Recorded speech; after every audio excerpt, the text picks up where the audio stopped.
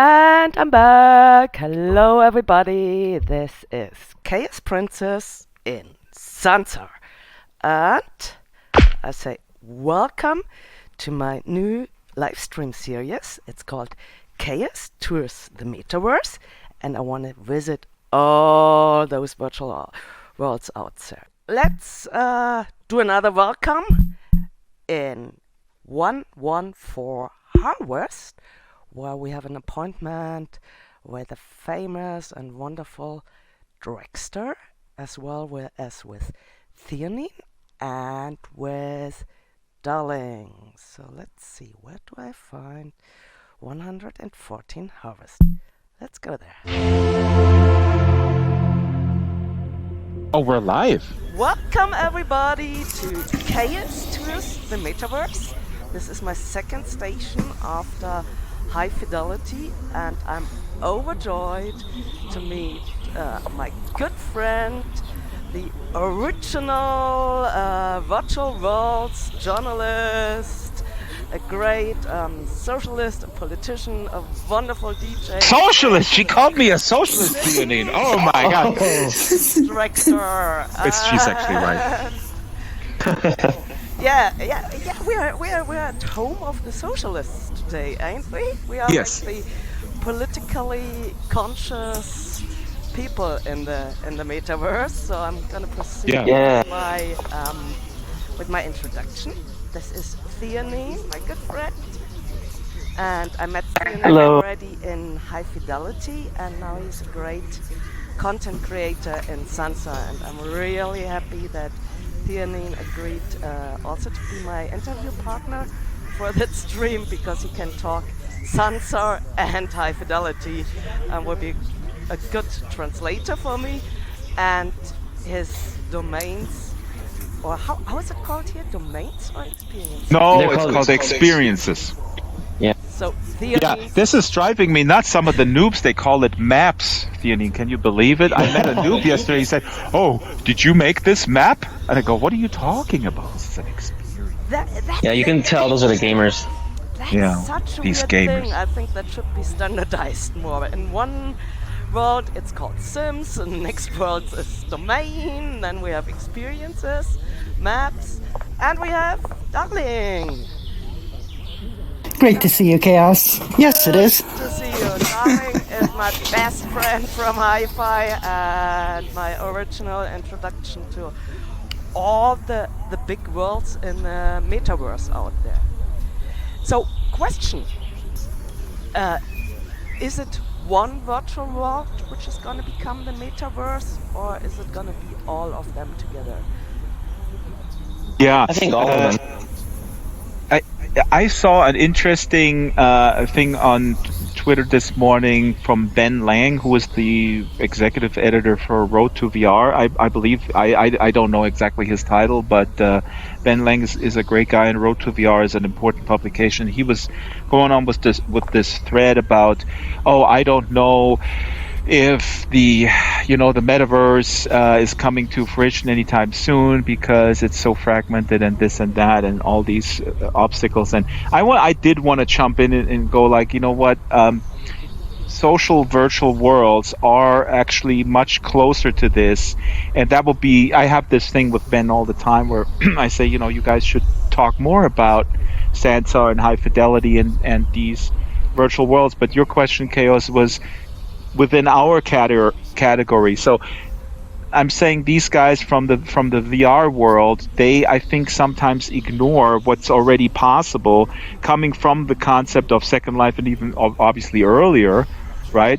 The social virtual world category, they ignore that a little bit, and they write a lot about sort of these individual separated experiences, while at the same time we, meaning the High Fidelians, the Sansarians and such, and even to some extent the VR Chadians, are much more advanced even. But the thing is, we are in a time where there is a lot of competition between these platform providers, and unfortunately I don't see anytime soon a concerted effort to I don't know, standardize it or have a type of compatibility of avatars and something like that. I mean, there are a few attempts with Somnium Space has a teleport option to high fidelity and VR chat and stuff like that, but the concepts are very different. The business models are very different.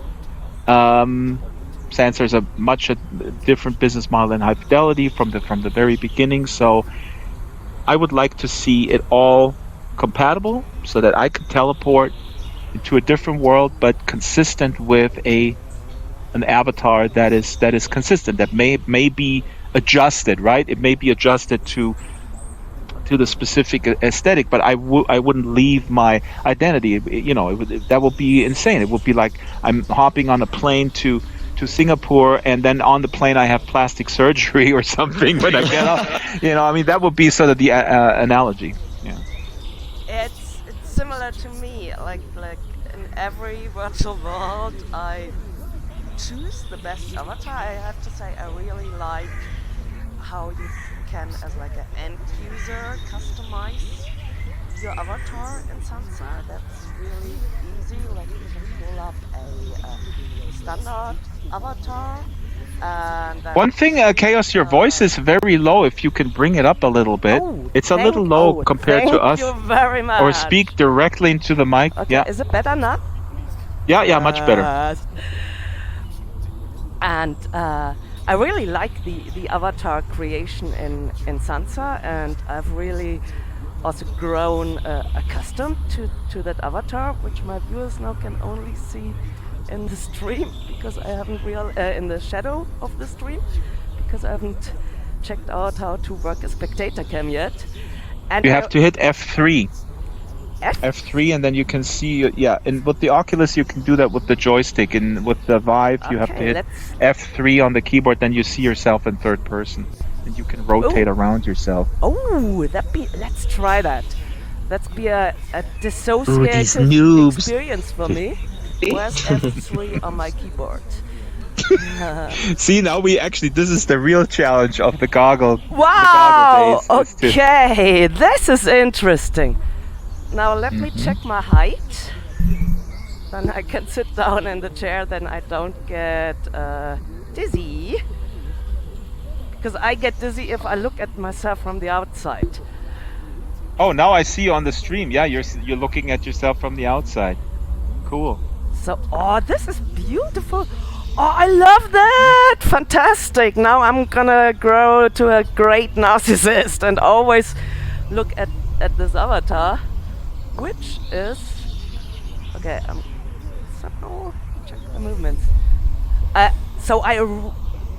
To close the topic, I really like how the avatars are done in Sansar, and how easily they're customizable, even if you're a total noob. But I've heard this is where maybe Theanine or Darling can help me. I've heard that people moan in high fidelity that you can't do a custom rigging of these avatars. So what does this mean? Actually, you can. And in fact, I'm wearing a custom one right now. The only issue is that you can't customize the position of the bones. So you have to stick to the regular human shape for now. Okay, so I couldn't do like super small legs and extremely long arms. You could, but they wouldn't actually be rigged properly, so they wouldn't move the way you expect. So anything. And how does Loki, for example, sit on he has this robot where he sits on the robot and he's using the sticks, and he and that kind of work. Yeah, I think he rigged the robot to the legs and stuff. Yeah. No, I see what you're saying. You can't. You're still bound by the skeleton, but I think that will change with Avatar 2.0, which is coming in September, which will break a lot of existing creations, unfortunately. Yeah. What's interesting, just one quick point, because Sansar's in development, just like High Fidelity. That these are all unfinished platforms. The thing. Because I'm in Second Life a lot, and I interface with the Second Life community. Second Life is still my home. one of the things that is very annoying is this consistent bitching and moaning, I would say, by some people, a bit of a vocal minority, that consistently have complained about the lack of customization of the Sansa avatar. So that's cool that you say that, Chaos, because this is stuff that evolves. In the very beginning, there was only male female, and that was criticized as if this was a static thing and it was always going to be that way.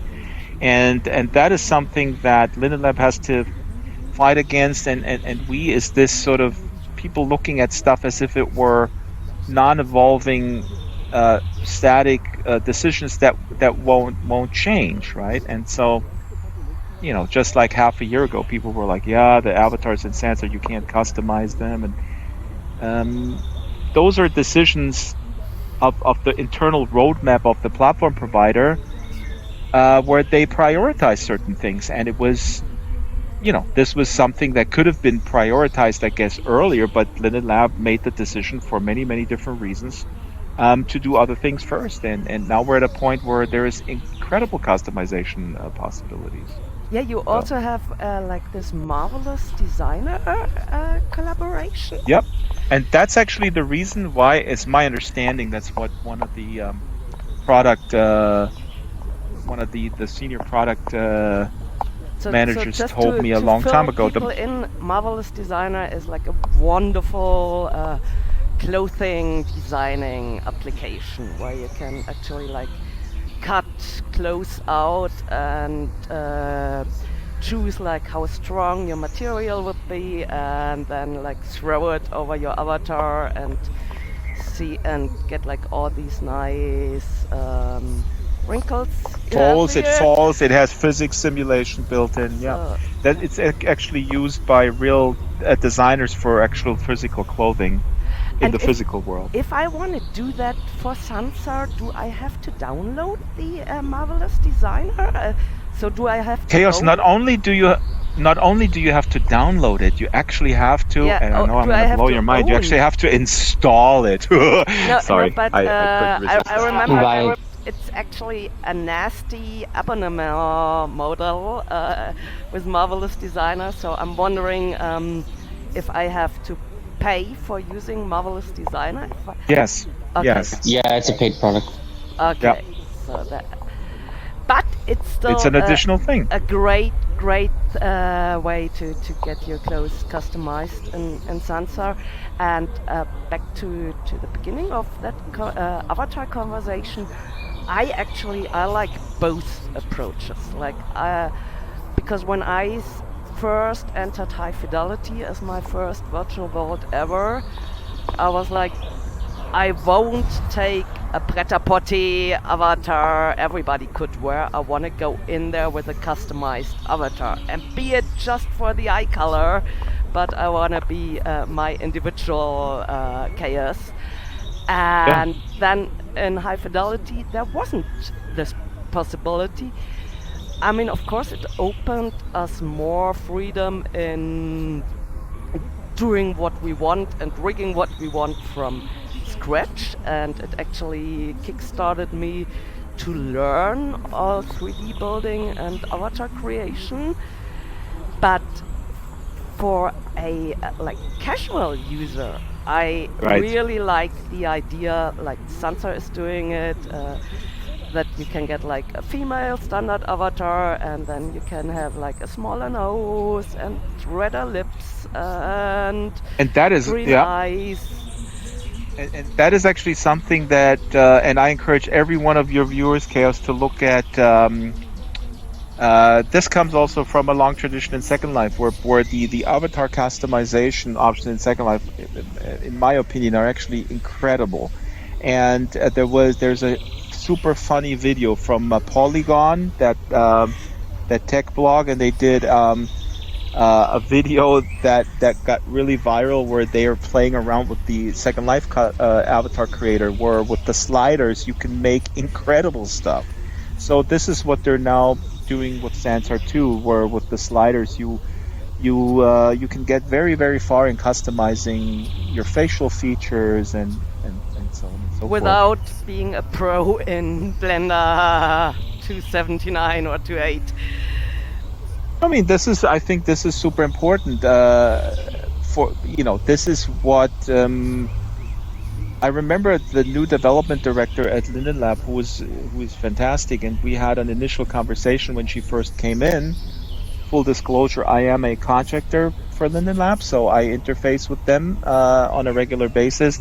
The development director asked me, "What should we do in Sansar? What's the most important thing that you would do to grow it? What's most important?" And I said to her, avatars, avatars, avatars, avatars. And she said, "Oh, you mean, but we got some cool avatars on the carousel." That was over a year ago. And then I said, "No, I don't mean in the initial carousel. I mean, just like in SL, the way you customize them with the slider system, or combining weird stuff, which exactly the direction where we're now going to." Ooh. So, yeah, I think now we covered good the advantages and little disadvantages, but the two wonderful sides of the coin of Sansar's avatars. But you put up a nice keyword too, like the origin of the metaverse is actually Second Life. So while I got you here, dear Dragster, could you? I wouldn't say that. It's actually Active Worlds, guys. Hold on, DG. Active Worlds. Wait, DG. I would actually say I would go further back to LucasArts called. God, what is this called? You know it. Look it up, please, DG. I have the goggles on. You know what I'm saying? You know, there were a lot of MMORPGs way before Second Life, and like, for example, EverQuest, stuff like that. And those, although they're not like virtual worlds in the sense that we're talking about now, where you can create stuff like user-created content, they were still virtual worlds in my opinion. Like they were the originals. Right, I slightly disagree. So of course, Second Life is not the no. Wait, I would.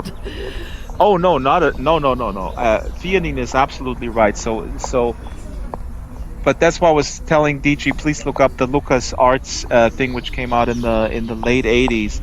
Okay, then. That helps. That is often referred to as one of the first sort of virtual worlds, or sort of online virtual worlds. I would say there is a distinct difference between MMOs and virtual worlds. I would go towards active worlds. Active worlds came way before Second Life. Then there was another world, and the name escapes me too, with these floating heads. What's the definition I have to... of active worlds? Is it Habitat? Habitat, there you go. Thank you. Yeah, I just looked it up. Yeah, exactly. So I Habitat... couldn't find it because I was looking at Habitat. too many... and Active Worlds was before SL, and SL is. And Active Worlds is still around. Active Worlds is still around, exactly. And during then SL, there's all these others, but Second Life is certainly not the first, even user-centric or user-created content-centric virtual world. It's just happens to be the most successful, and the one that is. The most successful also in terms of sustainability. Let me look up the other one with the avatars with the floating heads. You're talking about Palace Chat? Oh, I use Palace Chat too. Now you get a floating head, Yeah. Dragster. This is a nice posture. Okay, let me just. I'll see if I can figure it out. Look at there is actually a great documentary about this, and I can't. Oh my! Why can't I think of this? I see. Yeah, I can't find it because it's gonna be. I see System Track 2. I pasted a link in the chat to an article about it. So I would encourage everyone to check out Virtual World Design by, I can't think of any names, Richard Bartle. So Richard Bartle is one of the most important virtual world sort of academics, and you find a lot of interviews with him. You find a lot of articles. Richard Bartle will tell you the history much better than we can of virtual worlds. But the difference in my mind between MMOs and virtual primarily the fact that, here we go, is the difference between a game and a world, where objective, and an MMO always has an objective.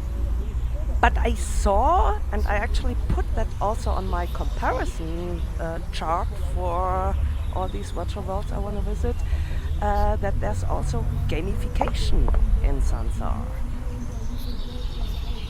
Let's define gamification. There is a questing system that just started. Gamification and virtual worlds are not incompatible. This is something that I saw it ebb and flow, and I was actually surprised that it's now again sort of on vogue again. I thought it was sort of not hip anymore because it kind of didn't work. Gamification is a way for platform providers to make their platform sticky by providing little sort of incentives. I personally find that stuff, this is my personal opinion, I find it rather silly, but there's a lot of people who feel that. Before I started creating for virtual worlds, I worked in game development, and so I also played video games pretty much my whole life. So I see both sides of the coin here. I see the value in having gamified experiences, and there have been some here in Sansar. Just yesterday I was playing a game with Lacey, one of the Linden Lab staff. She made a game that she played with a bunch of people yesterday. But the problem here is that, it's in beta and the scripting is changing all the time. So some of the experiences that existed before for games no longer exist. Mm-hmm. But I just want to make very clear that gamification is not game mechanics. Gamification is specifically, and you can look up this definition, I'm paraphrasing it, but the definition of gamification includes or describes a methodology to include game mechanics to keep people on a specific platform. It's not the game mechanics themselves. There's a specific purpose for gamification. So, for example, gamification is often used in contexts other than games, right? So let's make banking gamified by getting points for being a good sport and I don't know, logging into your bank account every day or your spreadsheet, and then you get little stickers or whatever. So gamification is behavior modification approach that rewards you for behaving a certain way in a certain context. So gamification can also be used in schools or whatever. If in the lunchroom you're putting your stuff away nicely and you don't make a mess, then you get like a little sticker or something. Or if you have little kids and they poop in the box rather than on the floor, you give them some gummy bears. That's gamification. I have to say that in the context of virtual worlds, I liked the gamification in Science Space, for example, because you have to learn the user interface and your way to get around anyhow. And if it gives you some nice achievements or some little rewards you can put up on your experiences, sims, domains, maps table, that's a nice reward, and that there's a lot of data. I mean, to do that annoying task of learning yet another UI. There is a lot of research, and this is a really deep subject that a lot of sociologists are tackling. Let me just say one quick thing about this. This is working with extrinsic motivation versus intrinsic motivation. And this is a fascinating subject, and there's a lot written about it. Yeah. And I have also another thing I like about gaming, like my first virtual world, now you're all gonna hate me, was actually World of Warcraft. And this was... Which is an MMO. Mine was an MMO too, so don't worry, I'm not gonna judge you. Mine was Phantasy Star Online. That was my very first sort of, like, virtual world kind of experience. I'm not judging anybody, but I'm also, again, referring back to Richard Bartle or Tom Bölsdorf, two researchers with tons of titles. I have absolutely no title, although some people do call me Dr. Axter. But I have no, I have no academic degree in social science. But these folks that have studied that stuff for 30, 40 years would differentiate between MMOs and virtual worlds. So I encourage you guys to. That's for sure. Like in MMO, your main goal is to kill the super boss and get some nice new weapon or. Here's where I want to make an argument, though. In World of Warcraft, I always bought on their eBay system the coolest looking trousers, even if they weren't as cool for my stats as the nastier looking ones. And but the point I want to make is what I liked about MMOs and what I might want to see in emerging virtual worlds is a little bit like a common goal, something you can do together, because sometimes it's like if you hop into a virtual world, mine used to be a high five for a long time, you hop in there and then you hang out with people and talk about JavaScript and the newest graphics card. But the idea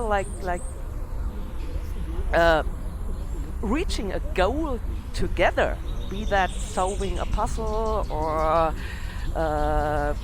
collecting ducks or killing the boss monster, that's a really bonding experience. So, but why is this mutually exclusive? I don't understand this. Well, but I know I'm also wired differently. In Sansar, theoretically, you can do this if you create an experience with game mechanics, and Linden Lab is adding these game mechanics in a really super fast pace.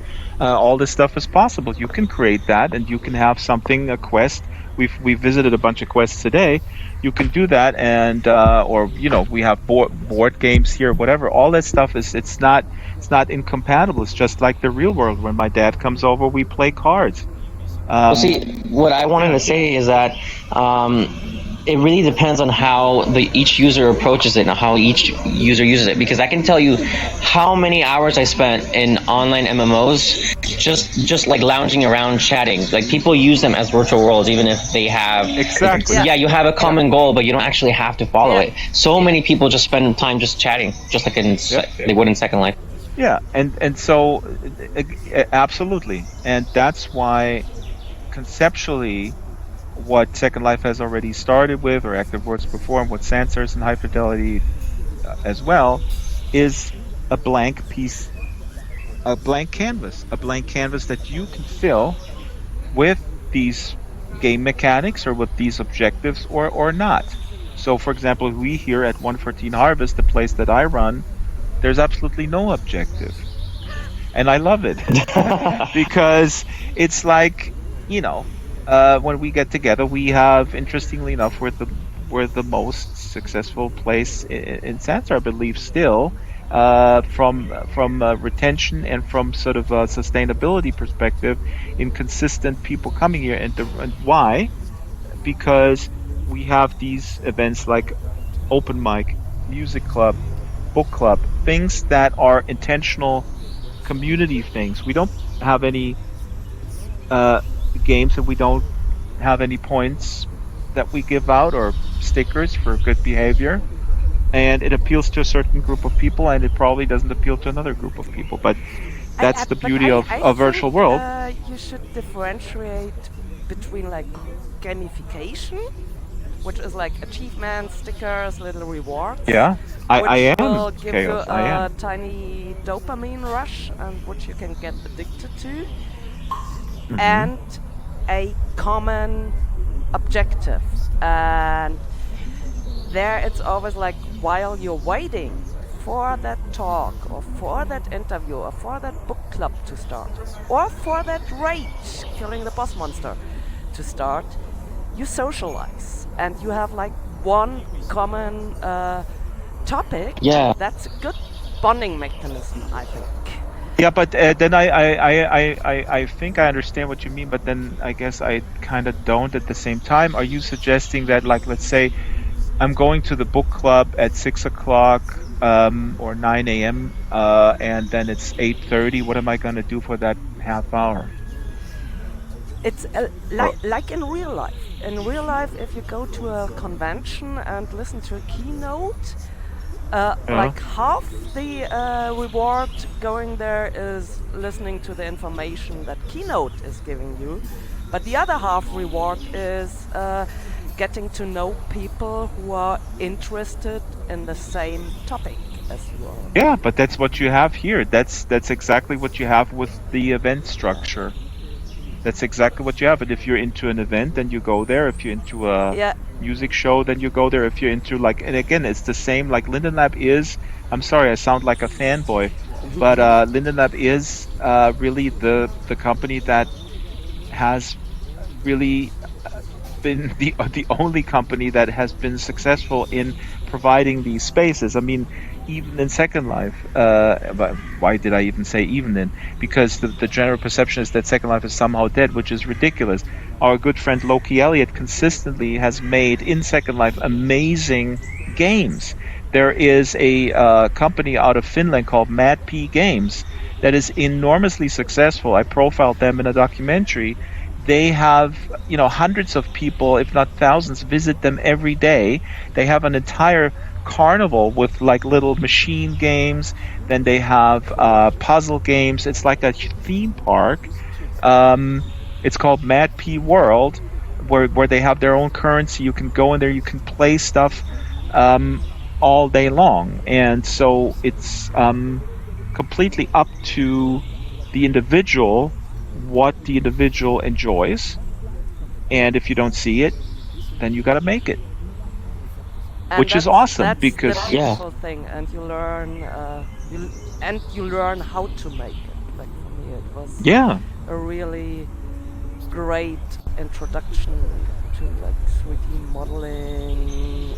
yeah, exactly, Chaos. Scripting. And you know what? And this is the empowering of when once people realize, and this is my mantra. And then I'll shut up, and please, Chaos, I'll shut me up anytime. I'm not gonna try to be not long-winded, but this is an important, quick point. I fell in love with Second Life for the main reason that Second Life showed people, many millions of people, that when you interact with a game engine or a digital world, you're not relegated to just passively consume it. You can actually create it, and that is huge. And Philip Rosedale, you look this up from his interviews that he gave in 2006 when Second Life really kind of exploded in the public eye. When it really grew, he gave a lot of interviews, and he used to say this thing that I love. He said, everybody is creative. Everybody has that creative muscle. You have to just kind of retrain it, right? Sometimes life circumstances, they kind of destroy that a little bit, or that muscle is weakened or whatever, but the muscle is still there. And if you then retrain that muscle, you get enormous satisfaction out of it, and just much more long-term, even happiness, if you will, more serotonin rather than dopamine. So, what makes Sansar the best virtual world? Well, first of all, the best virtual world is Second Life, and Sansar then comes second. But We can my take quick, turns, say your opinion if you want. Like, I'll let the Jax go first.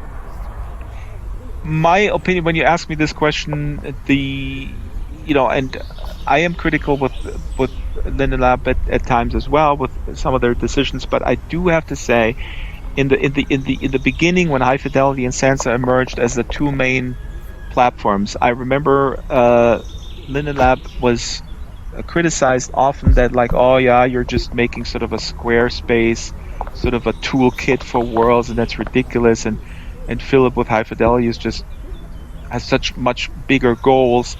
And I always felt, to the people that said that, I felt that's somewhat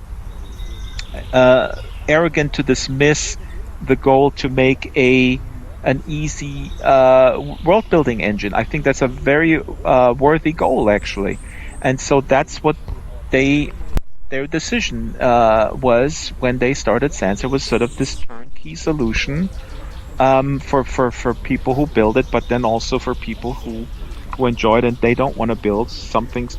They maybe just want to customize and put stuff together in sort of a modular fashion.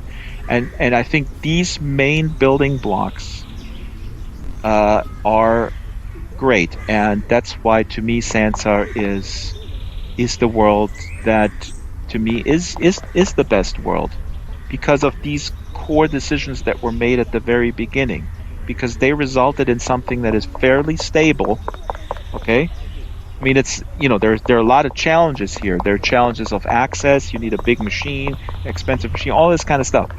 But there's core decisions to create something that is solid, simple, has the social built in, but has the fidelity of a game engine. That's good stuff. That was smart to go that route, I think. Yeah, I agree.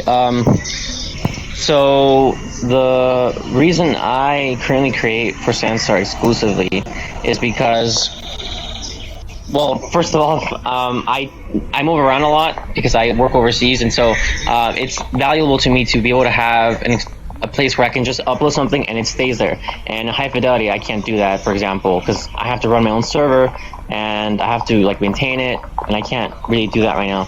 So in Sansar, in my opinion, it's the best platform if you're an artist, because first off, it looks beautiful, as you can see, and there's no upload fees. The space that you're given to create in is massive. You can create massive worlds here, and there's really very, very little limitation in terms of what you can upload. I haven't really run into anything that has stopped me from creating the ideas that I have. But isn't there These are really good points. Also, the points that Theody made, I just want to reiterate that it's there, it's persistent. That's the service that Linden Lab provides. I mean, again, this is not against high fidelity concept. This is just a different concept, but it works for people who, small individual artists or small businesses or whatever. It just works. They handle that. They have the servers and it's running there, and that's it. And so you can focus on the creation part of it. I'm not. Yeah, this is not this high fidelity at all, right? It's just to quickly fill people in high fidelity. You're responsible for your own. Speak up a little bit. So your voice. Just. Oh, I just hope that I don't get any nasty digital distortion. How's it now? No, you don't get that here in Sansar. Never. Sansar is like the superior. Allerheilmittel. What does Allerheilmittel in English mean? Oh, the wonder medicine. The wonder Sansar, our wonder medicine. Back to the hosting in high fidelity, which we visited 2 weeks ago. You're responsible for your own hosting. So if I want to get it's called a domain or an experience up there, or even an avatar, I have to rent my own Amazon S3 or DigitalOcean server, or let my laptop always run as a server. So I gotta care for that myself. Whereas in Sansar and Second Life, as I understand it, correct me if I'm wrong, you upload your creations to a centralized server owned by the company. Yeah. Yes. It's a relief for me, because I just upload it and I don't have to worry about it anymore. Yeah, and I think, Aren't go you ahead. guys scared that, we don't hope for it, but if Linden Lab goes bankrupt, or if some other gets bought and some other business model comes in, isn't there the danger that suddenly they tell you, if you want to use your nice experience, now you gotta pay $20 a month? Well, now Chaos is opening a can of worms for us socialists here, Thean, and I speak for you as well. We, of course, this is not the world I mean, at least I imagine. In my perfect world, there would be some sort of an open source or some sort of a communally administered metaverse, right? It would not be one platform. It would not be a single I platform agree. provider that has the power. That is an issue, but it's not only an issue with virtual worlds or with Second Life or Sansar. It's a huge issue with pretty much everything that we interact with in the modern world. I mean, there are stories of people who cannot log into their healthcare provider's portal. There was a story a while ago that person needed to update some information, and I think she died or had to go to the hospital because she couldn't get a medicine approved because she didn't. There was a new terms of service with the healthcare provider. So this is a huge issue in general, where we are dependent on individual platform providers for pretty much every aspect of our lives. So in that sense, in the larger picture, I find the fact that Linden Lab is my main provider for my sort of entertainment, it's not, pick your battles. It's not the biggest issue, although I don't want to diminish it, because not only am I afraid that my stuff is going to disappear. We have this all the time. Platforms, they start. There was a wonderful music platform called Croxy before SoundCloud. SoundCloud is now always, they talk about SoundCloud closing down, or they filing for bankruptcy, stuff like that. I have 500 songs on SoundCloud or something. If they close it down, they'll send me an email and go like, hey, get your stuff off our servers in 2 days, otherwise it's going to be gone. That stuff happens all the time. So yes, this is absolutely an issue. Thing? MySpace. Oh, is that still around? It's still around, but like a skeleton of it, basically. Let's go to MySpace. Let's go to MySpace. No, it had a big scandal, because back in the days it was like a great directory and also like saving platform for all kinds of independent music, which I really adored. Yes. And then they did an update to their server software and lost the videos and music files of, I don't know, 3 million people. And Yeah, I'm prepared for that possibility. I don't take anything for granted. I assume like this platform. I don't assume this platform will be around forever, because I've been on online games that no longer exist. Like the first one that I ever played was, like I said, Fantasy Star Online. That one is no longer available from the company. Like you can't play it online officially. But here's the bright side. If we look at OpenSim as an example, I think the community eventually can pick up where the company left off if that happens. That's a good example. If the platform goes down, that's actually what happened with a lot of online games that went down in the past. Yeah, and OpenSim, maybe Chaos not familiar with it, but OpenSim is based on, well, it's the Second Life software, but it's open, and there are people who are providing all sorts of services, hosting worlds, and you can pay them for your Sims and stuff like that. And that's based on the Second Life viewer.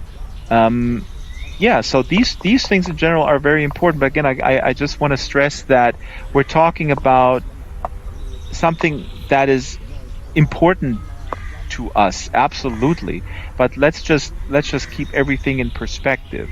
If there is a difference between people not liking the Game of Thrones ending and going crazy about it, and actually a healthcare provider not giving you your medicine because you object to the terms of service. So those are two different levels of like severity, how they impact your life. I don't want to talk anything down. What I really find interesting is, that especially if you compare High Fidelity and Sansar, both have like coins with two sides. Like, I don't know what would happen if Sansar did the same as High Fidelity did in April. If Sansar would say like, okay, we're only doing business to business working application now, we're shutting down our servers. So do you have like a backup copy of this wonderful 115 Yes. Well, the thing harvest? is, all this, yeah, And absolutely. would Well, that not be in that. easy to upload Well, to you but can't this is- download the entire experience and then like re-import it easily like all at once. But I mean, I still have all my assets in Blender. I could easily upload it somewhere else. you have all the assets. You don't have the combination of the layout of the city. I see. That's actually a good point. Okay. I may want to do like a layout so we can actually plunk it down in another world if that happens. But again, the stuff that you're describing is absolutely possible, especially in Silicon Valley, where we face a situation where on Monday the CEO says, "Hey, we're doing really great," and on Tuesday they lay off 30% of the people. That happened with Second Life too. Actually, in 2010, I was working in San Francisco on a project, and I wake up one morning. It was a Second Life related project at the Bay Area Video Coalition. I wake up in the morning and we still call it the purge, where 30% of the people were laid off because the CEO at the time, Mark Kingdon, was sort of not really taking into account that their move towards the corporate world didn't pan out the way they wanted to. That's where they actually were trying to sort of quote unquote clean up Second Life and move to the corporate sector, business to business, and sell it sort of as a again, I told you this, XaoS, because to me it's like total deja vu, because at the time it was a similar thing where like, hey, let's sell it as a sort of a Skype with avatars type situation, but yeah, this stuff can happen. But you know what? I deal with this as a video editor, moving from Final Cut to Premiere, or even with Pro Tools, from Pro Tools 8 to Pro Tools 12. Again, this is something where it's super important to find a standardization efforts are lackluster. They need to, I mean, this one thing as a musician, we all know the MIDI standard. Yeah. Let's look at the MIDI standard, and if you don't know what that is, please look it up on Wikipedia. That is an incredible success story where everybody in the 80s got together, all the providers of, competitors of synthesizer manufacturers got actually together and figured out a standard to transfer controller data via the MIDI protocol, and that stuff still is being used today. It's one of the most successful standardization projects that brought together to the table, right, people who would kill each other, like Korg and Yamaha. And what did they feed them to be that merging? I actually got to look up if there's a book about that, because it is fascinating, because that was fierce competition in that field, just like it is today. And they nonetheless say, look, the customers are going to be pissed off if we don't create something where a Korg synthesizer can interface with a Yamaha or a Roland sound module. You're having a really good point there, because I think this is also like, what pisses off the customers in the end. Problems with mass adoption. Like take Steam, take right. Something as simple but rudimentary and necessary as Steam VR. Back when there were only the Oculus Rift and the HTC Vive, Steam VR was running rock solid. Now it has to serve one new headset after the other, and now I'm even more afraid of a new Steam VR build than I am of a new High Fidelity build, because they can't keep up. But it's like, be it. But these are the headset, well, these are actually also problems. Standards. It's like VHS versus Betamax all over again. Exactly, but the problem here is, and again, I was gonna just say Kuchiku. I was just gonna tell Kuchiku that XaoS is actually streaming this live, so we're not ignoring you, but she invited us to talk on her live stream. So otherwise, this is please stick around. You don't have to leave or anything. No, I'm just listening. Oh, great! Yeah, I just wanted to say, normally here on Harvest, we the express purpose of this place is to actually get together and integrate people. So I just want to make sure that you understand we're not ignoring you. I was going to say Steam in itself has become a monopoly. The problem here is monopolization, and frankly, again, this goes towards my political leanings. That the way global capitalism works today is not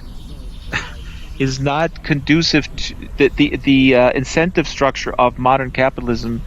Is not to come together and find something that works for the consumer or the citizen. I would like that term much better. But basically to destroy everybody else, eat them up, and become a monopoly. The main thing for most startups is to, hey, let's try to go quickly to a certain point, and then hopefully we get bought by Google or something. That's oftentimes the incentive for startups, and that's not healthy for a diverse ecosystem in my mind, or innovation for that matter. I completely agree. So chaos. We start any more questions? My first back to my first provocative question. So, you two, Speak into the my mic. favorite socialists of my Twitter sphere and the Metaverse, as far as I know it. Woohoo! Yeah. We're re-educating her, Theody. Can you believe it? One tweet at a time. Anything with anarchy in it.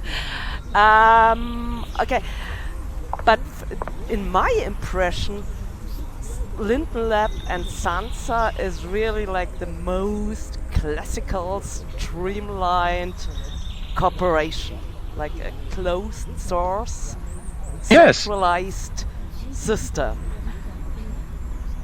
Yeah, no, you're absolutely right. And there is, we're not oblivious to, I think Theonin and I are not oblivious to this contradiction. And like I said, I mean, I would love to see the metaverse. People always use Ready Player One as this is how it should be. And I think what they're not seeing is that Ready Player One, there is actually one huge corporation that kind of runs it, so that should not be our goal. I can tell you what. Yeah, go ahead. So I never use just one virtual world. I always use several. The only reason I'm using Sansar only right now is because there's just nothing better, nothing even remotely better or close to as good, in my opinion. But I completely agree with your the point you're trying to make. Like, how can I be a socialist and at the same time use a closed source thing? As you already know, I used to use Fidelity. I used to create for it, and I really believed in it for a while. But I really disagreed with the direction the company was taking, and I just lost faith in that project for now. But if an open source virtual world comes along that is almost just as good as Sansar, you better believe that I'm going to use it too. I don't just use Sansar. Cool. Absolutely, it's exactly how I see it. I see it as the world. We have to walk and chew gum at the same time. We want to be creative. We want to be active. We want to create and build worlds at the same time. We also want to imagine. A bigger, a better world where there is a multitude of providers and compatibility. Like, we're going back, Chaos, to where we started, the compatibility and sort of the standard, like a MIDI protocol for virtual worlds, where I could suck through the protocol and I come out the other end.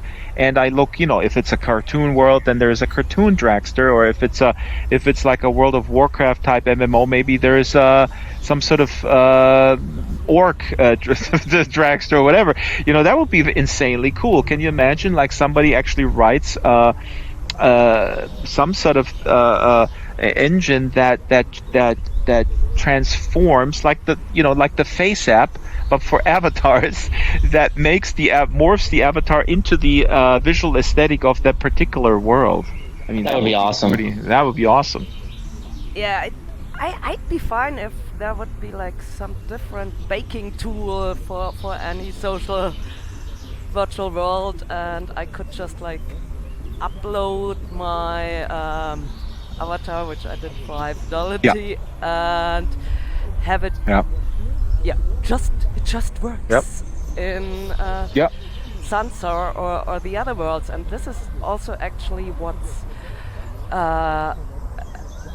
like now making me only a visitor at these different virtual worlds, because as much as I love this avatar, the one I really embody is my high fidelity one. But look, okay, I got an option for you, and I know this is not the perfect solution, but if you have a little money, you go to Theanine or you go to someone who can do this, and you say, can you create the Sansar version of my chaos in high fidelity? No, That's I'm- what I Yeah, did. it's very doable. Yeah. I might get back to that, but the thing is, like, and I might even be capable of doing that myself, but there are like 10, 15 virtual worlds out there now, like in addition to the top 3, which was high fidelity and is Sansar and VR chat, and it's like I was like when everything went like a bit quiet in high fidelity, I was like, oh, what's what? Then let's visit other virtual worlds. But this is also why I'm doing the stream. I wanna like, if you invest either time or money into getting your personal favorite avatar, you want to make sure that it's worth it.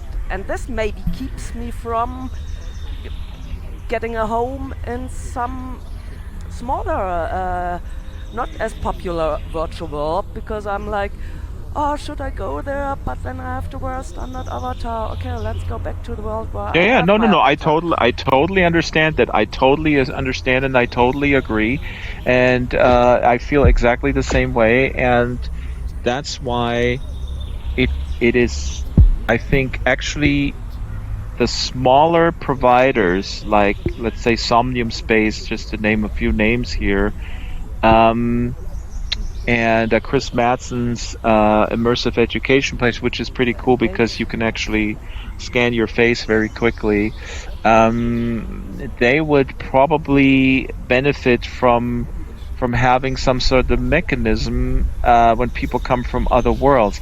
But I would also say, this is almost, I mean, we are not the norm in many ways.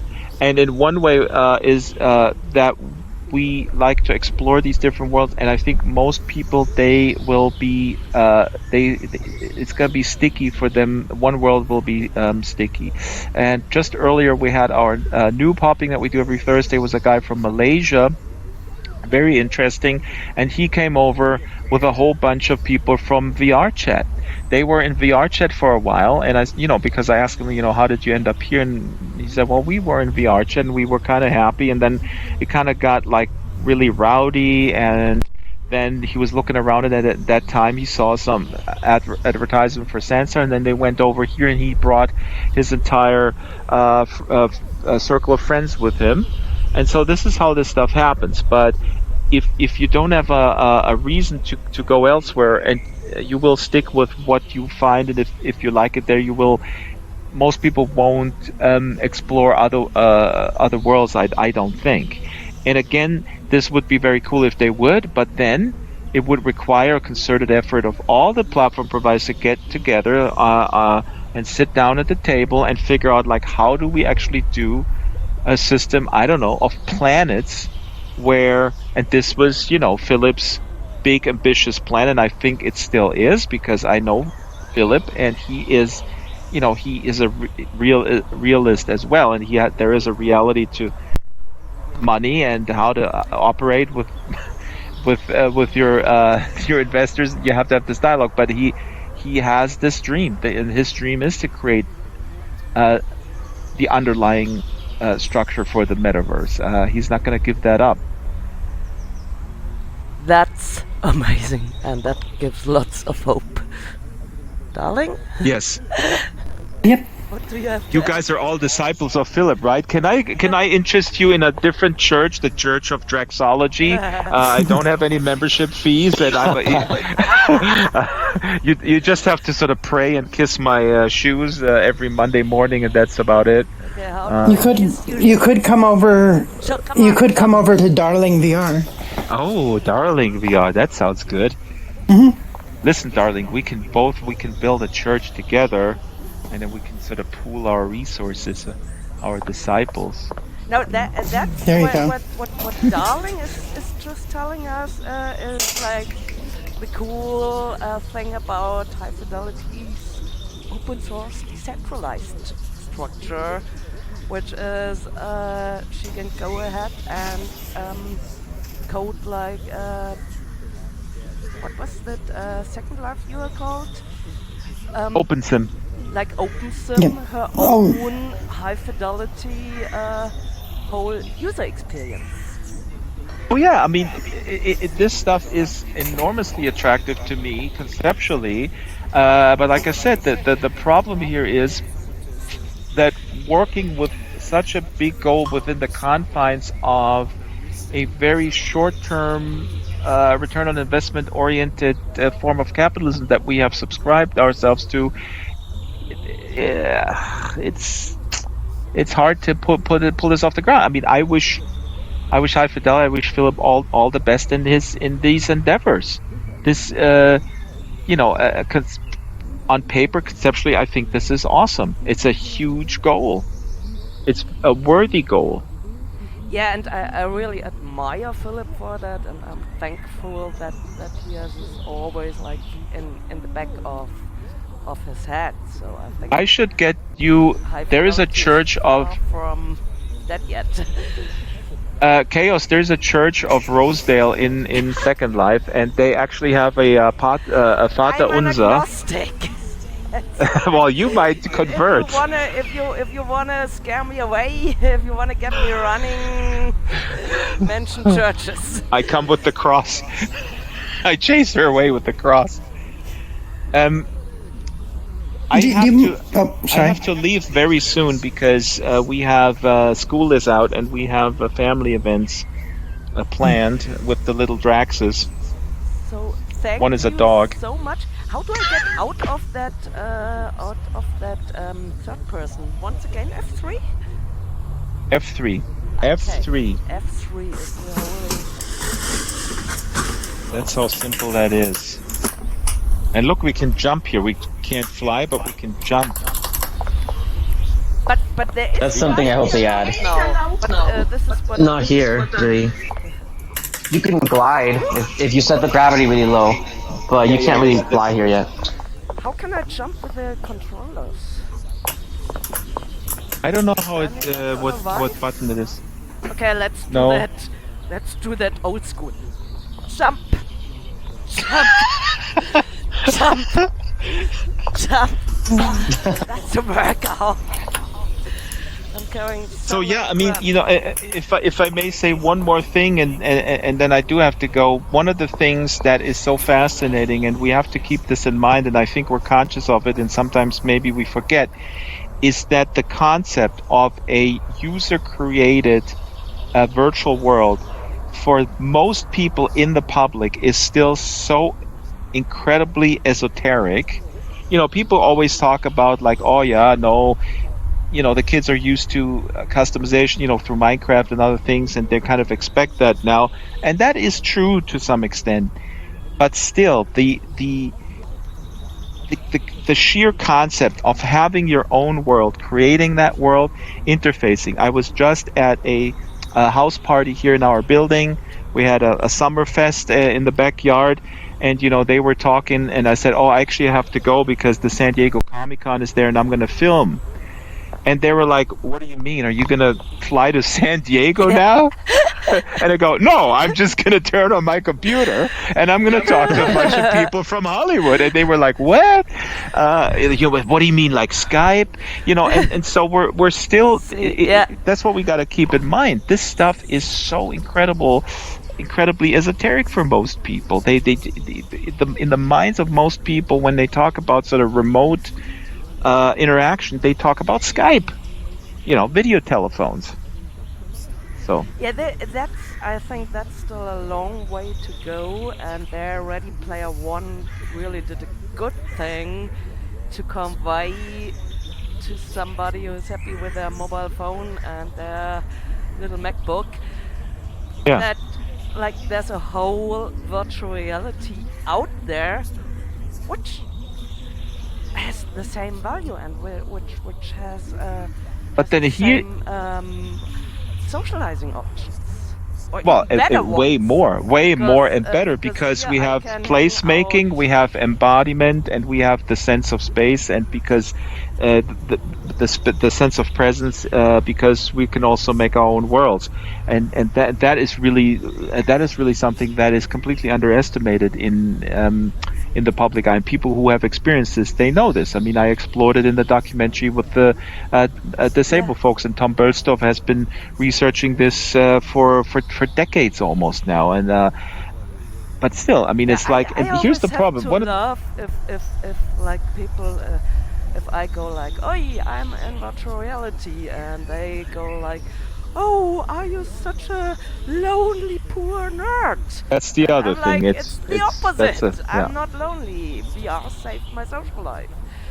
Yeah. Exactly. That's the other sticky stereotype that is incredibly annoying, but also kind of laughable.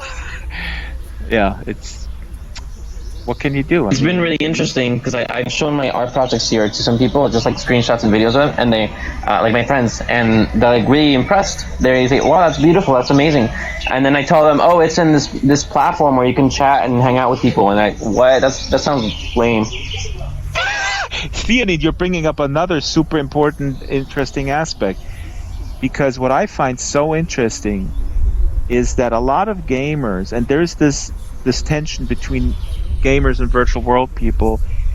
What you're describing, I've encountered this where people would say, well, that's really lame, and that comes from gamers. And I mean, I kind of understand why that is, because a gamer is conditioned, and I'm not saying this trying not to say this in a judgmental way, but they expect, again, a certain incentive, a certain a goal, which is not provided by a virtual world.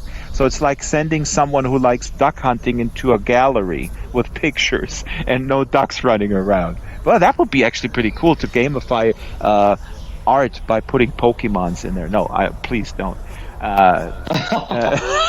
That's the end of the world.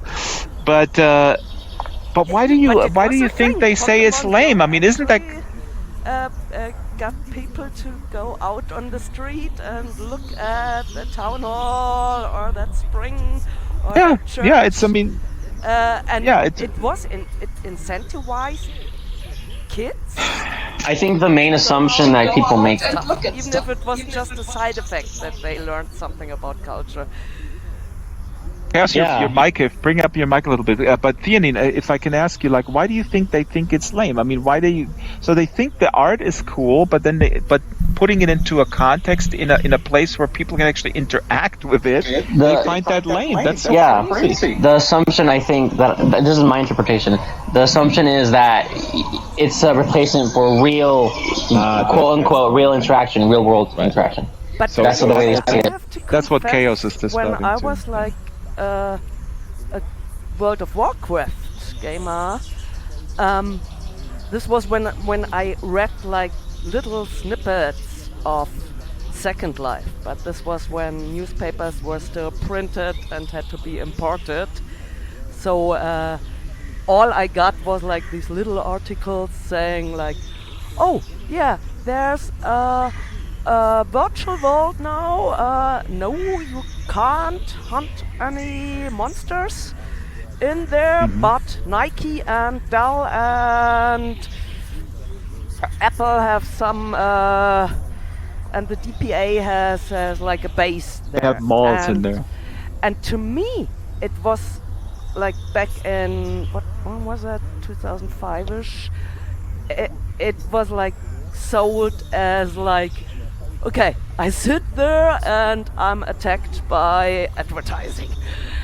So No. I mean, this is a fascinating. I mean, I will write a book about Second Life at some point because there are some really good books written, but I think I can add an angle in my role as sort of, I don't know, documentarian or ethnographer, hobby ethnographer. I don't have a degree. Again, I dropped out.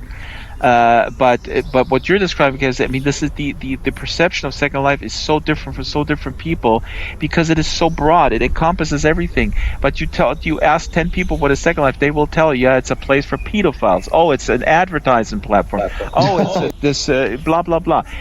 You're absolutely right, XaoS. And then I don't blame you that you didn't find it attractive, because at that, if somebody would have told me, oh, there's this thing and Adidas has a mall in there, I go like, what?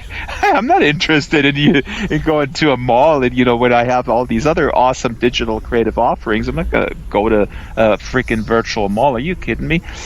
But I want to say, so the other day I was running out of podcasts, believe it or not, on my Stitcher.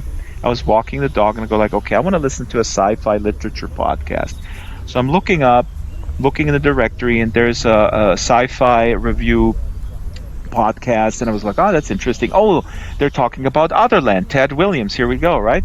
So I'm downloading that podcast, and the podcast starts off really well. Nice host, British host, man, woman. They talk about, Otherland came out in 1996, and it's basically, and the guy starts right off the bat, he says, Otherland is fantastic. It's about a virtual world that is created by these rich people, and Otherland basically is like as if Ready Player One had a good concept and the guy could actually write. And I was like, yeah, that's my kind of podcast.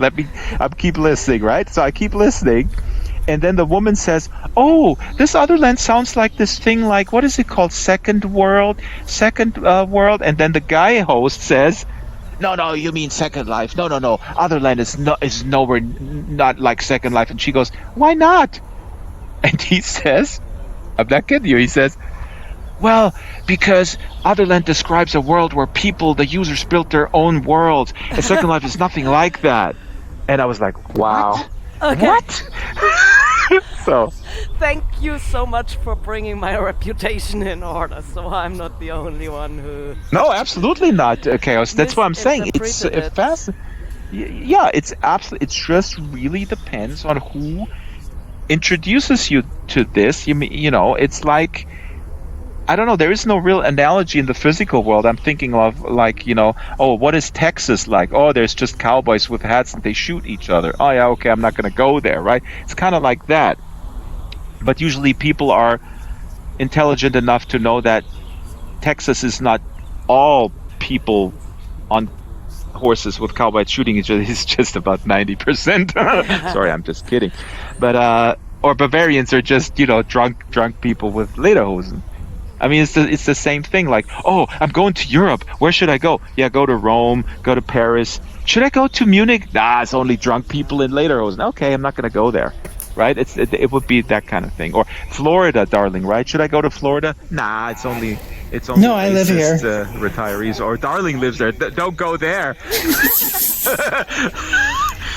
No, I don't think it's so much prejudice, but as you said before, like the whole concept of having a virtual environment where you can actually build your own world in a 30 kilometers cube and add up to it and bring your Christmas ideas in as your whatever newest photogrammetry from your holidays.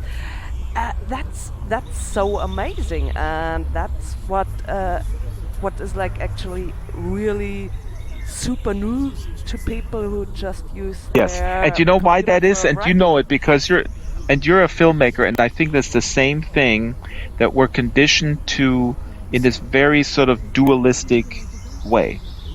We are conditioned in the audiovisual realm, broadly speaking, for a very long time to be fairly passive consumers, right? What's on a screen, that's being sort of passed down to us from these people in Hollywood or wherever, and these are geniuses and they make stuff and we consume it and it's awesome. and then maybe we have like a little bit of there's like a movie tie-in where we sort of cut and paste, paint by numbers, Iron Man a little bit. And so with gaming, it's similar, and that is just, again, Second Life's been around for a long time before there was Active Worlds and other things, but it's still new because it pushes against this conditioning factor. I believe that's sort of my take on it. It's so deeply seated that what happens on the screen is something that is not for us to make, it's for us to consume. And it's weird because, digital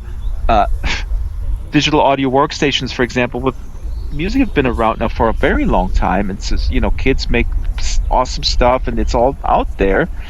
But yeah, I don't know. I'm not, Hey, I'm not a Chaos. sociologist. I dropped out. Wait. So this has been a really awesome conversation, but I told my friends about the stream, and I told them that we would be checking out my art, and like they keep telling me when is it starting, when is it starting? Yeah, And we only have less than an hour left, so. Oh, okay. Let's do that now. Let's say thank you so much. I'm sorry, Theanine, that I stole the hour here Oh from no! you. Okay, No, I thought you were going with us. Oh, well, I only have till I'm 15 minutes late for my family thing. Oh no! Yeah, because I have in the calendar only till 7:30 local time. Are we going to your place? I only have till. Oh, we were gonna check out some of my experiences, including the China one.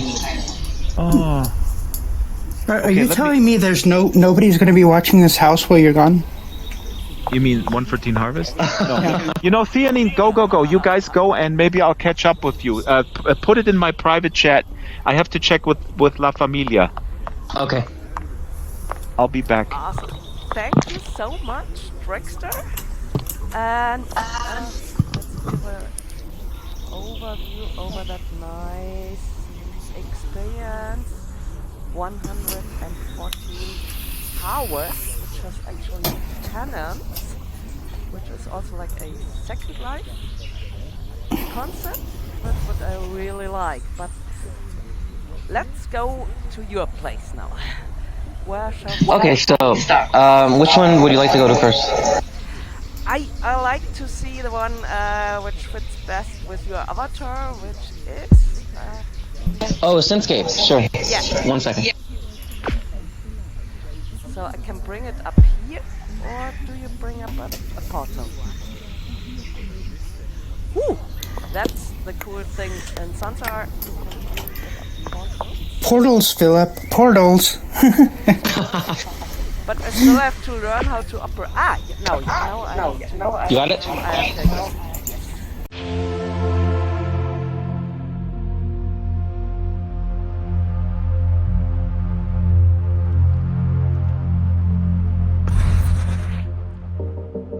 Is this awesome or is this awesome? I love this place.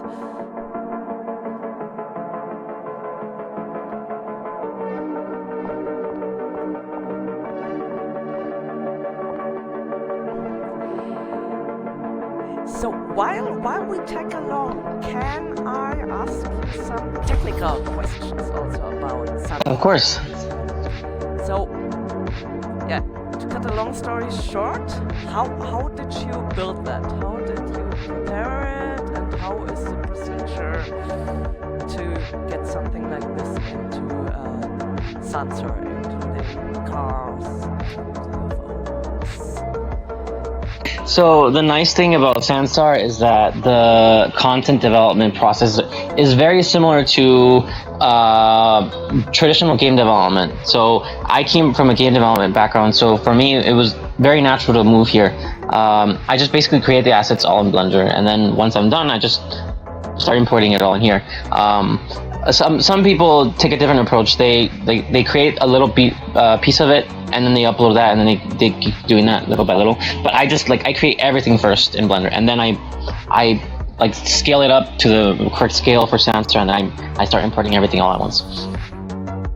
which is cool because if they shut down the servers, you're still gonna have the Blender file and don't have to rearrange all bits and pieces.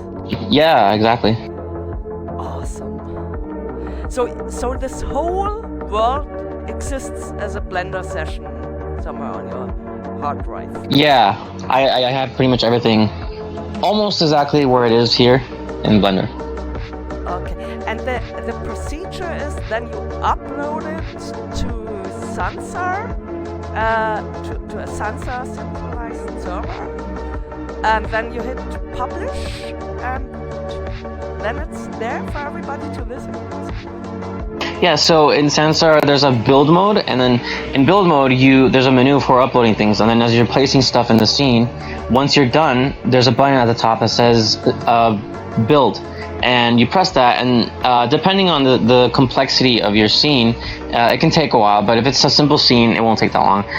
What I found is that the larger the space, the more it takes to build, and so this is actually my biggest experience. It's not in terms of like complexity, but in terms of landmass. There's like it's a huge space, so this is actually the one that takes the longest. Sometimes it takes as long as an hour or more, but I have another experience that builds in just like a few minutes. So once it's finished, then it pops up a little window that says it's finished. Do you want to visit it now? And that's it. Cool. And one more question while we are at it. How about the content protection? Like, how difficult or how easy is it to rip stuff in Sansar? It's a lot harder than High Fidelity, that's for sure, and a lot harder than Second Life. The only way that I think might be possible right now is through screen ripping programs, but I don't know if they actually work, because I know that a lot of those screen ripping programs only work with like older versions of DirectX and Sansar. I think Sansar requires like DirectX 11 or something. I can't remember. So I'm not sure if they even work with that. This is like screen-based photogrammetry. No, basically it steals whatever is currently being rendered by your graphics card on the screen, and it captures and turns into a 3D model. Yeah, those are really popular in like gaming. A lot of gamers do that with video games. I'm sure that'll be possible if it's not already here, but like I don't want to go into it because I don't want to piss off Linden Lab. But that's the only way that I know of here. In High Fidelity, it's obviously a lot easier. You can just copy the URL. That's always something that pissed me off. Yeah, that's in High Fidelity. That's really the downside of that self-hosting. And as soon as you find the URL to that FBX, you can grab it, which they try to make harder, but it's also like the High Fidelity's scripting freedom. There's always some nasty out. So that's the downside of the open source model. Basically, since it's open source, you can just hack it to pieces, and it'll probably always be easy to steal most stuff there, in my opinion, because that's always been the case in OpenSim too. It's really easy to steal things there. That isn't necessarily true, really. So there are some people now using. So there are some features with like Apache that, depending on what browser you're using, you can redirect to a different page, which means when I believe they made it now, so High Fidelity will be directed to the actual asset, and other browsers won't. So you can actually set it in Apache so that other people can't just go, because they would have to get the URL and download it through Firefox or Chrome, right? Yeah. And they now have it so you could redirect to a no, you're not stealing my assets page. That's really cool. I didn't know that. And that can easily be implemented into their marketplace. And the easiest way to block over there is running it in your ATP, which nobody can steal from. So it's not necessarily true. It just hadn't been implemented yet. So even if you did get somebody's URL to their model, they can't necessarily get at it, because Apache will just redirect you to a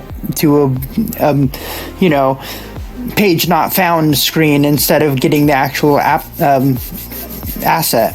But here's the thing. That means you have to run your own web server, and I'm not going to do that. Like, no, not I don't really. have the If it's on the marketplace, they can implement it in the marketplace. If it's in your own Apache server on Amazon, I believe Amazon allows you to do that, but I have to look further. I believe Amazon allows you to do a redirect, depending on the browser. Okay. It's kind of amazing that they never implemented that. Like, it actually makes them look worse. Well, early days, right? But I mean, and there are programmers like Ninja Ripper and all that kind of stuff that would just rip those assets directly out of a game. So, you know. So the problem with those, as soon as you want to have like a model being rendered onto the screen, you can never be 100% sure that it isn't rippable. It's always that is true. hackable. But like on a scale from you two, as you know both platforms, on a scale from 1 to 10, how would you evaluate the ripping risk in Hi-Fi versus in Sansar? 10 for Hi-Fi, 3 for Sansar. Well, give me a couple hours. I'll figure it out. We love you for that. Next organizational or next Sansar interested question. How does the commerce systems work here? Do they have a currency? What Yes. What do I do to make a living here? So Sansar has its own built-in currency, it's the Sansar dollars, and it's entirely run by Linden Lab, the company. It's not like a cryptocurrency like in High Fidelity, but that means it's fairly stable. And so if you want to upload anything here, it's free, and you upload it. I mean, you upload it to like your account first here in Sansar, and then there's a button somewhere there where you right click on it and it says list on the marketplace or something like that. And in just a few seconds you can have it up on the marketplace. It's really easy, and there's no content review. Like in High Fidelity, the company has to review everything that you publish on the marketplace, and I think that's a nuisance. Here you just publish it and it's there. You don't have to wait for a review.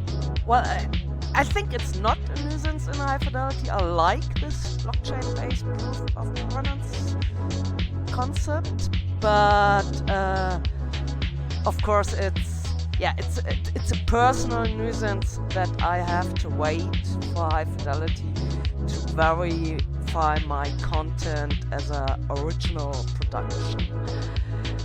Oh yeah, I'm only referring to the review as a nuisance. Like, I don't have an issue with cryptocurrency. That's not. But what would happen if I find my custom-made XaosPrincess purple hair avatar on the Sansar marketplace? Could I get like a takedown notice, or? Yeah, you can report it. And if you have, like, if you're the copyright owner, you can file a DMCA too. And so there's like two ways to get Sansar dollars. One is like I put stuff on the marketplace, uploading, publish, and hope that many people buy it. And can I also like buy money by PayPal? Or? Yeah, you can. You can also do it through Steam too. Cool.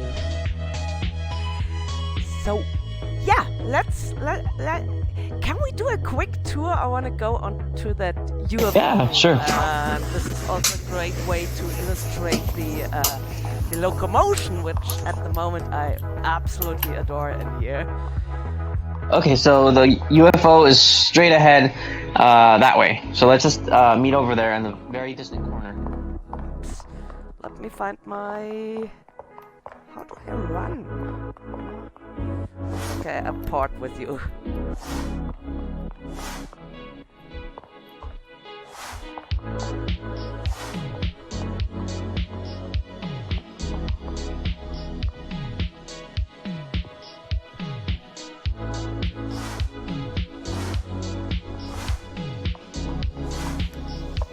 So So locomotion in Sansar is we have like teleporting thing, which makes things quicker. And it should be possible to also run, but I haven't found out the exact double click velocity for that yet. Let's pause. I hope nobody throws up even when not being in VR. I try to remember keeping my head still, so that this gets not too busy.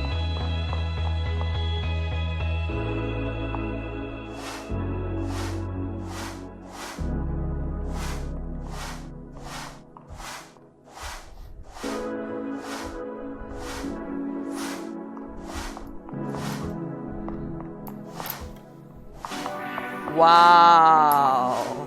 Woo! Now we just missed it, right?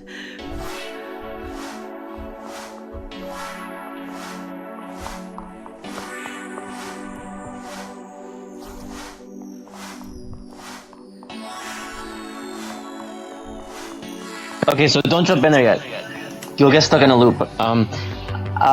So this is a UFO landing pad, and if you jump into that middle of that big ring, you'll get teleported onto the UFO, but only if it's already there. So we have to wait a bit. It just left. And how did you make it move? It's just an animated mesh that I made in Blender with like an armature. So you export an animated FBX out of Blender and get Yeah. Which brings me also to my next question about Sansar. How are the scripting possibilities? Is there a scripting API? Yeah, there is, and people have made games with it and pretty like interesting things with it.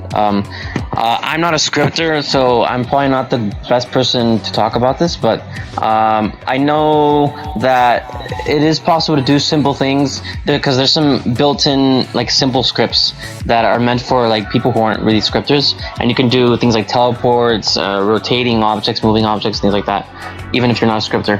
And that's what I used. Modular and put onto my meshes or. Yeah, and you just plug in like a few parameters, and that's it. And let's say I want to do like super fancy stuff. Have a party cable car in which I can play ball. Is that possible too? I think so. Yeah.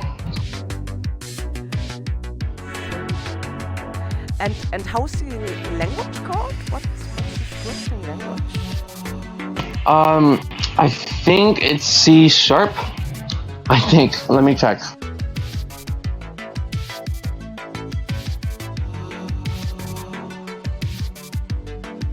Oh, the UFO is there! Run, guys, run! Wow. Okay. Oh, we flew off. Okay, and now comes something Tejas really adores. I could spend hours on the trampoline.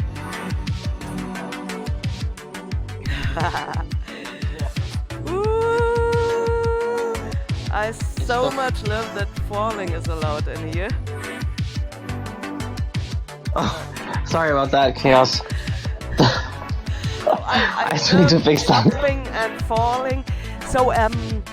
So regarding the locomotion, that's up to the what's it called? The world, the experience, the domain owners. The experience, creator, the experience creator. So it's up to the experience creator to do the settings for the locomotion in their experiences. To some extent, yeah. You can set the gravity, but I think that's about it. And is there a way to fly? Not in the way you probably think. If you set the gravity low and then you jump off a ledge, you'll glide and sort of like float. But that's it. You can't actually control like you can in High Fidelity. Like, you can't. Like the classical I fly where I wanna go. No, that's not possible here. I really want it though. I really hope they add it. Is it a technical or a social creative decision of the company? I think they just haven't gone around to it. But I don't think they've ever said whether or not it's coming. To a certain extent, I believe both. There have been people who pushed back and said, no, please don't add flying whenever some of us brought it up. Really? So I think there's a lot of people who just don't want even the option to be available for us. I remember getting into conversations about that with some people, and it's like, no, you don't fly in the real world, you should fly in the virtual world. Yeah, that's so stupid to me. It's VR. That's why I go to a virtual world, because I can do stuff I can't do in real life. Exactly, that's what I always say. No! Oh, there we go. Wow. Okay, now I won't move. Hey, I made it to the UFO. I absolutely love that view. Look at that. Wow. Okay, next half hour of the stream I'm gonna spend on that UFO and look at that beautiful view. Wow. And fall down. Ouch. Okay, now I get a little problem. Where are my friends?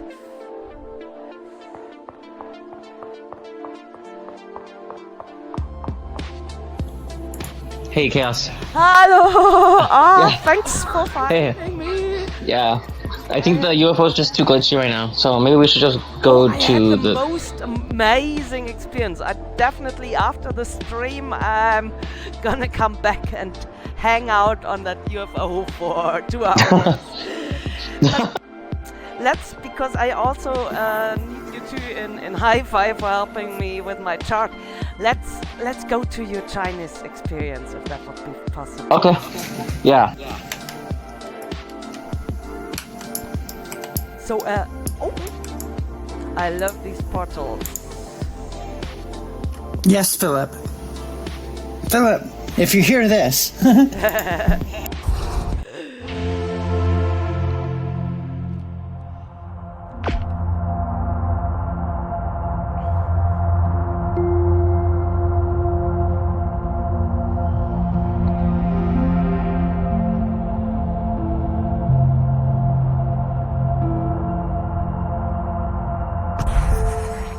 Wow.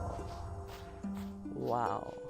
Okay, so I just want to preface this and remind your viewers that this is not finished. It's not even halfway finished. So, yeah.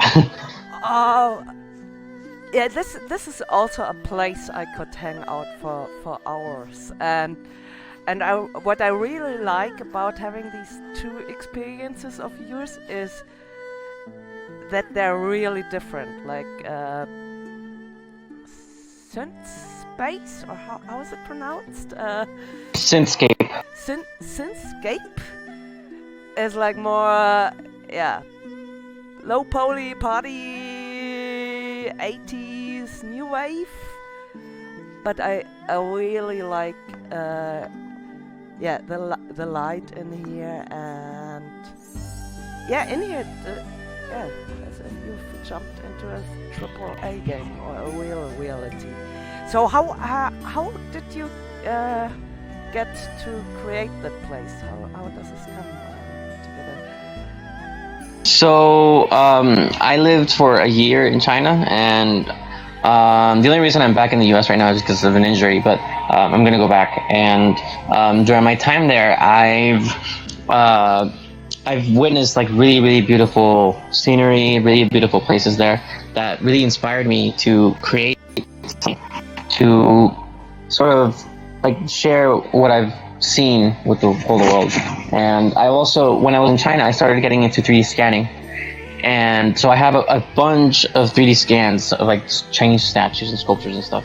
And I thought, you know, wouldn't it be great if I like share those through Sansar and VR? And so this is an example right here. This scan, I actually just edited it yesterday. I scanned it in Sichuan province, in the capital of Sichuan, Chengdu. It's a Chinese Guardian line. You see these pretty much everywhere in China, usually in front of a important place like a museum or something. Let me walk around it without smashing anything in my room scale area.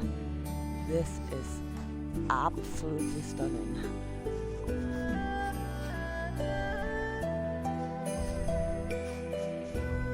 Yeah, this is also like a really good educational domain. If you put Yeah, that's what I hope for. Because for me it's really yeah, it's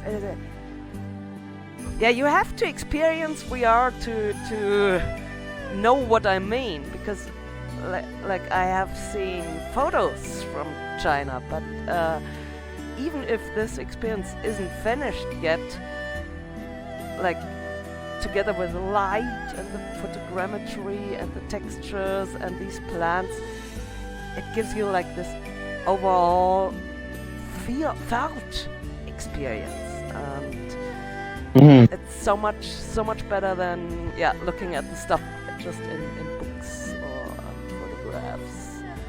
Wow. Yeah, totally. Will you take us on a tour?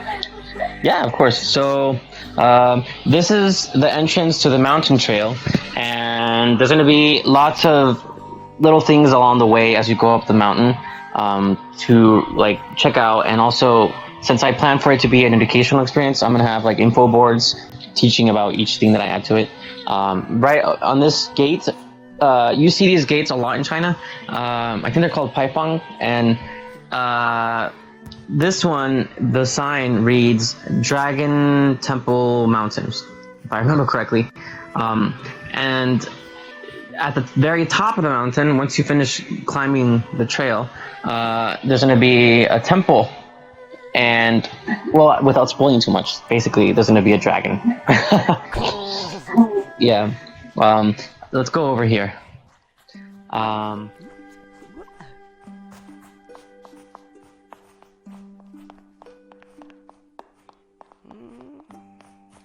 Oh, now I find the right double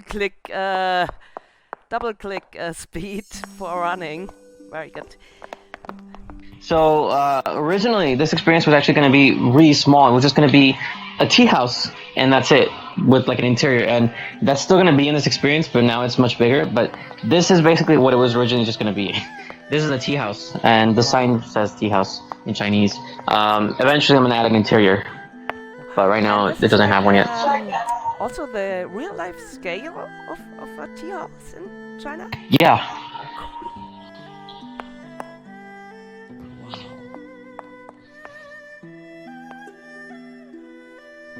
Oh, and those textures that you see, like those patterns, those are actual real patterns that I photographed in China. Beautiful. Wow. Wow. Even those ceiling tiles too. The ceiling tiles are from a photograph that I took. Yeah. Yet again, you can feel it that this is like taken from real life. Wow. Really nice. Can I go inside? Yeah. Not yet, but eventually you can. Have a look around.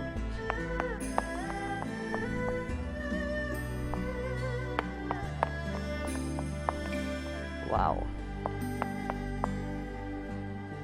And I love the light in here. How do you do the light in Sansar, by the way? It's two parts. There's a sun lamp, and then there's the skybox. The skybox contributes a lot of the light too. There's a lot of free skyboxes in the store, so you don't have to worry about creating your own if you don't want to. For my Synthscape experience, I did create one entirely from scratch, but in this one, I just used one from the store because it was easier.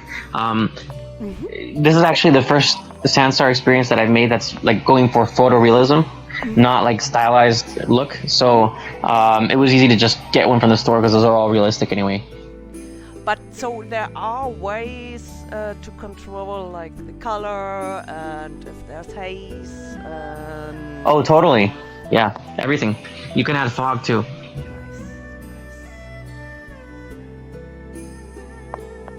So let's go over here.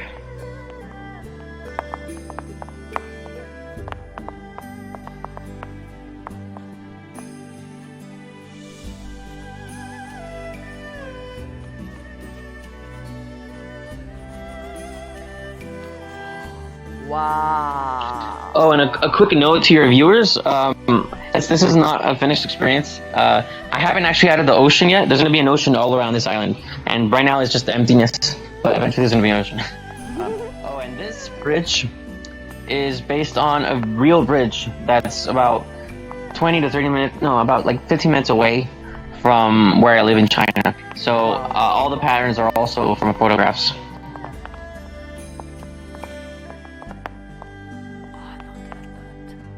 And you can sit down if you want to relax.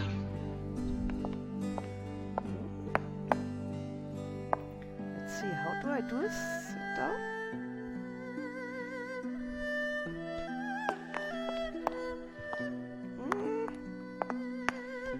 I need some locomotion.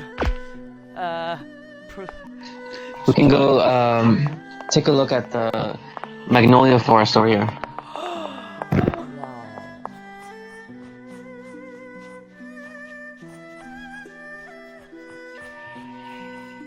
This is really great because in Munich at the moment we have like terrible weather. Everything is gray outside, so I'm gonna get in here to get my summer here. I love it. Yeah, and that's the famous Laughing Buddha, which is actually his real name was Budai, and he isn't actually like the real Buddha. He's his rank is lower, but he has sort of like a Santa Claus like role in Chinese culture, which is why you see him a lot in like restaurants and things like that. Wow. Yeah, I've seen him often. But I always mistook him for like the big Buddha. Me too. But yeah, I'm an agnostic, but Buddhism really is a nice religion. Somebody who has Yeah, I agree. who has laughing messiahs can't be wrong. Yeah. Wow. And this is also photogrammetry? Yeah, it's a 3D scan also. Wow. Beautiful.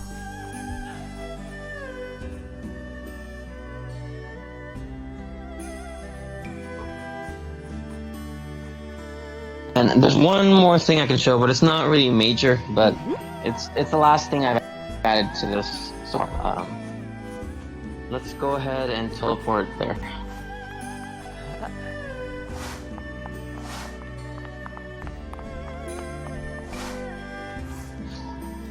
So right now in Sansar, there's sort of like I don't know if it's a glitch, maybe they just haven't coded it yet, but you can actually climb up a mountain, even if it's really steep, just as long as you just keep pressing space.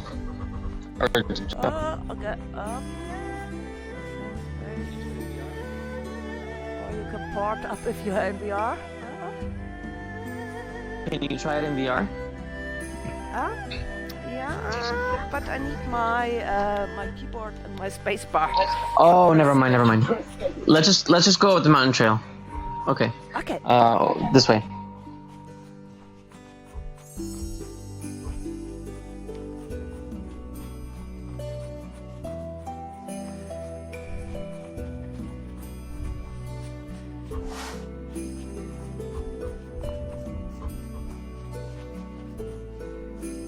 So by the time I'm done this, I'm hoping there will be like boats flowing around the island, and you'll be able to see them from here. Nice. But it works. You can sell it as like pink dusk dust or pink fog in the morning.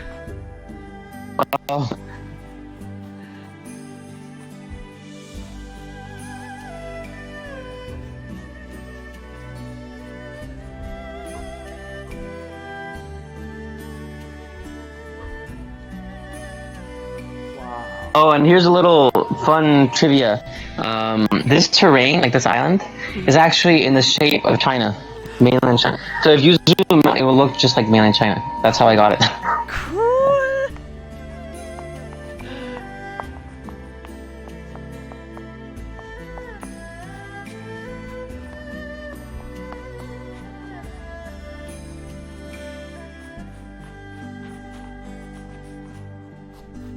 We're almost there.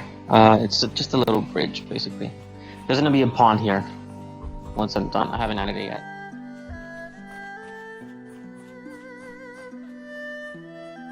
Oh, I forgot to delete that. That line is not supposed to be there. I forgot to delete it. I was just testing it. But it fits. It fits.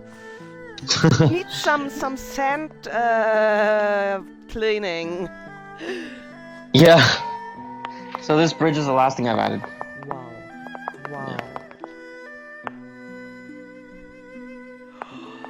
Wow, what a view. I love that.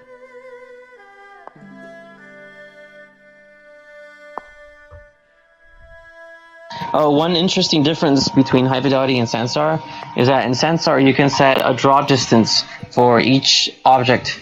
So, well, I don't know if High Fidelity has that now. Maybe it does. I don't know. But I don't think it does, right? They're working on it, I think. Not yet. They don't have it yet. Oh, okay, yeah. They've been saying that they're working on it for like ages, but here, the nice thing about it is that it doesn't just pop in and out. It like fades in and out, which is really cool. So it doesn't like look really jarring or anything. Yeah, because this is so distracting if something flickers in and out of your vision. This is so anti-immersion. Yeah, especially in VR. So can I somehow reproduce this effect? What can I fade in by moving towards it? Almost everything here has a draw distance. If we go to the top of the mountain, you might start seeing stuff fade. Let me see. Let's go up here. Mm-hmm. Let's see.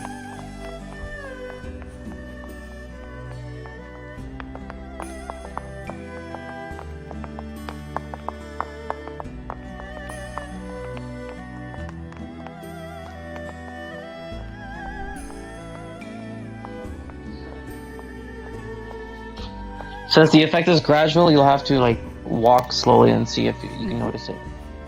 Let's see. I think it's easier if you go into free cam mode. Do you know how to do that? Was that the F3 thingy or? It's F4. F4. Okay, let's go F4. Oh, and to make the camera move faster in that mode, press the plus key, or minus to go slower. Okay, 1 second. So first start with F4. Where's my keyboard?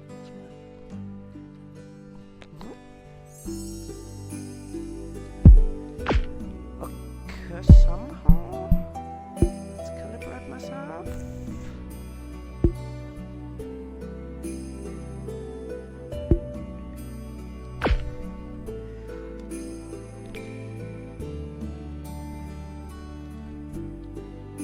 F4. Or do I have to be in menu mode to do it? Oh, really?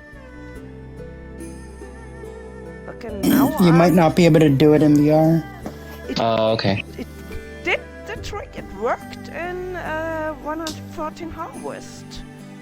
Oh, for like third person, yes, but not free camera.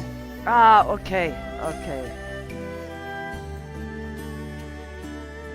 Yeah, this big area right here that we're on, there's gonna be a fort here with big walls, and in the middle is gonna be a maze and a temple.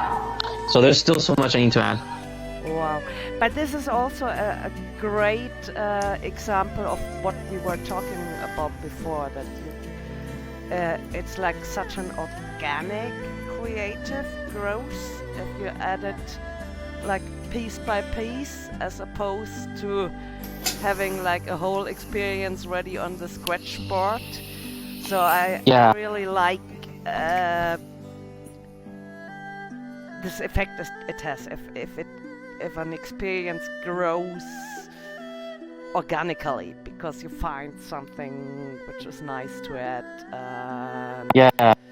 This gives us a very realistic, authentic feeling as well. But of course with better weather than in real life. Yeah. Wow. So, how much time you have left? We can go to high fidelity now, or we can go on experiences if you want. It's up to you. So how much time do you have left? Because I need you both for filling me in while I fill in the big comparison chart. I still have plenty of time. You get okay, awesome. Yeah, me too. So maybe let's go to House on the Hill. Is it called? Sure. Yeah. Let me create a portal.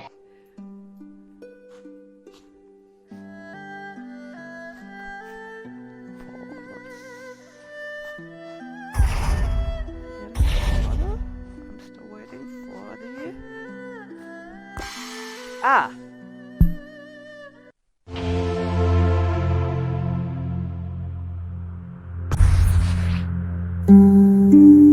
Wow. This is one of the first works I've seen of yours. Really? Cool. Yeah, same here. Wow, I really can't decide which of the experiences is my favorite one. Wow. Let me just turn down. Yeah. Unfortunately, it's really loud, and I can't lower it. Where do I find that in settings, right? Yeah, in the settings, experience audio. Experience audio. I thought you could turn down the audio in the, oh, never mind, not while we're in here. You can, but apparently if it's a YouTube stream, you can't. Really? Yeah, this is a YouTube stream. Oh, shoot. Wow.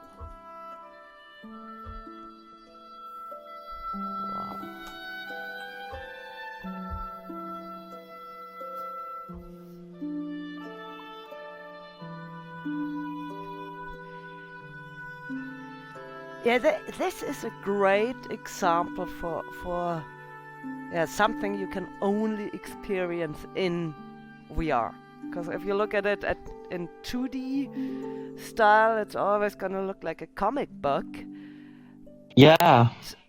Like with the light and the colors, even though it's stylized, it feels like a beautiful place in New England. Or where's your original inspiration from for this one? It was actually inspired by an anime, so it's not a real place. But I would say, yeah, New England would probably be a good match.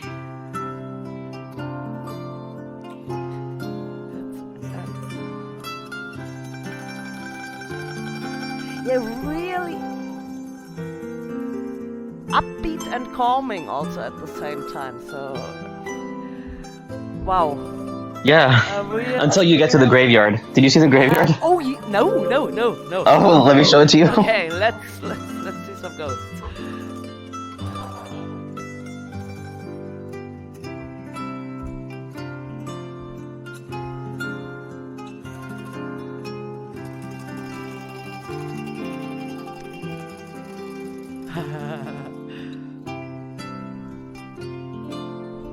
Well, it seems weird that like this experience is really relaxing and peaceful, and then suddenly there's a graveyard.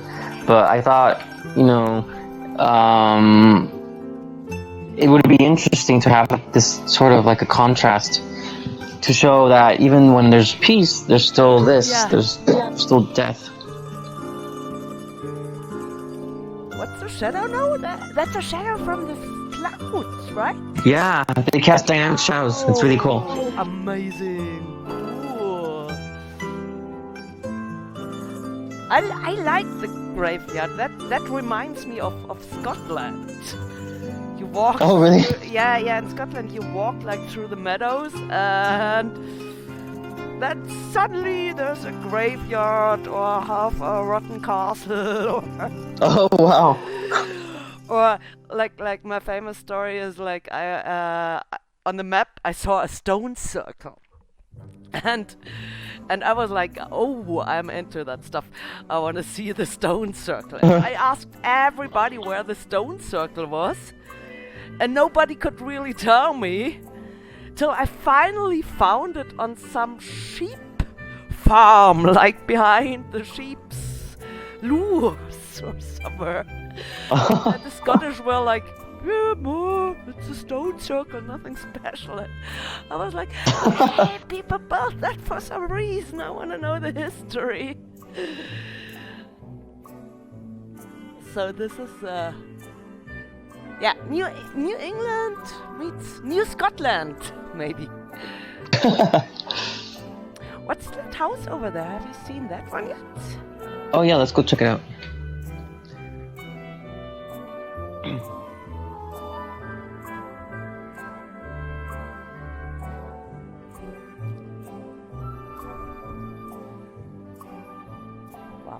So none of these houses have interiors, unfortunately. I just never got around to it, and I don't know if I ever will. But the whole point of this experience was the outdoor area, so I'm happy with how it turned out. Absolutely. But I can port to the balcony, right? Can I? Yeah, you can jump there too. I haven't figured out the jumping yet. How's Oh, maybe you can teleport. Yeah. I think you did it last time. But somehow I have trouble. I don't get a teleport thingy.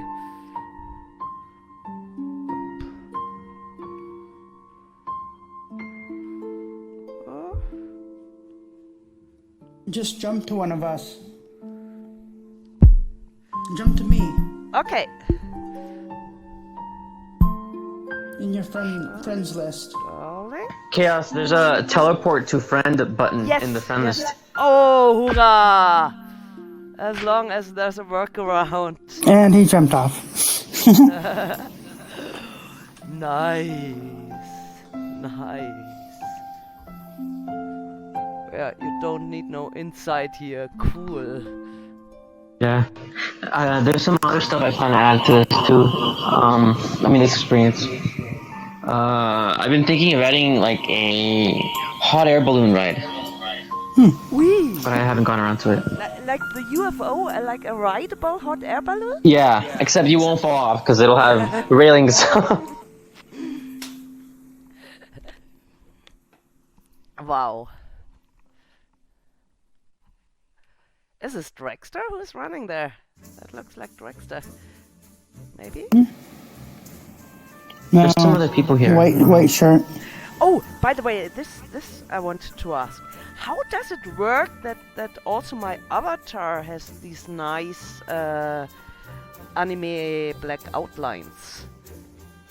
Oh yeah, in the experience scene settings, you can turn that on, and you can tweak it too.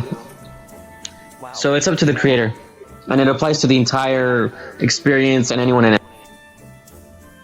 So that's definitely not doable in hi-fi, I think, or not easy in hi-fi. Not as easy. You have to duplicate the model, and like it's kind of complex. Yeah, You have to do it in Blender. Some like it's weird, do it like that and copy like that and turn these normals around in Blender, but that's and also like if you do it there, it doesn't work for your friend's avatars. If your friend comes in with like a realistic avatar, they don't get this nice comic look. So Yeah. cool.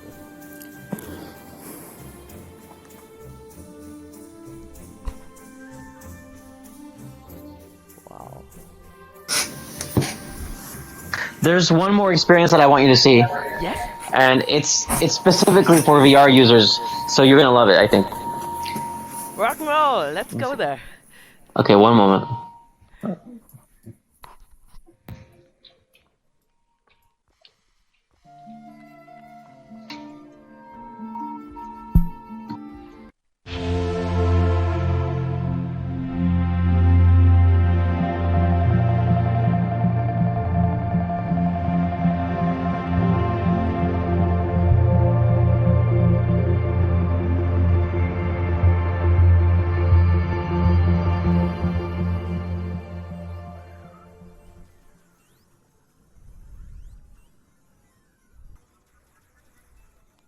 Wow.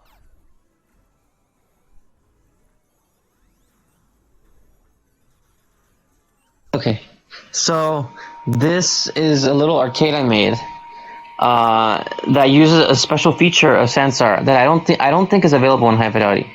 I'm not sure. Maybe it is now, but um, you can make textures that have a stereoscopic effect to them. So Nice. all these little arcade machines have stereoscopic screens. Okay. Nice. Okay, we have to describe that to the No, you can do that over in High Fidelity. You just have to use a shader for it. Oh, okay.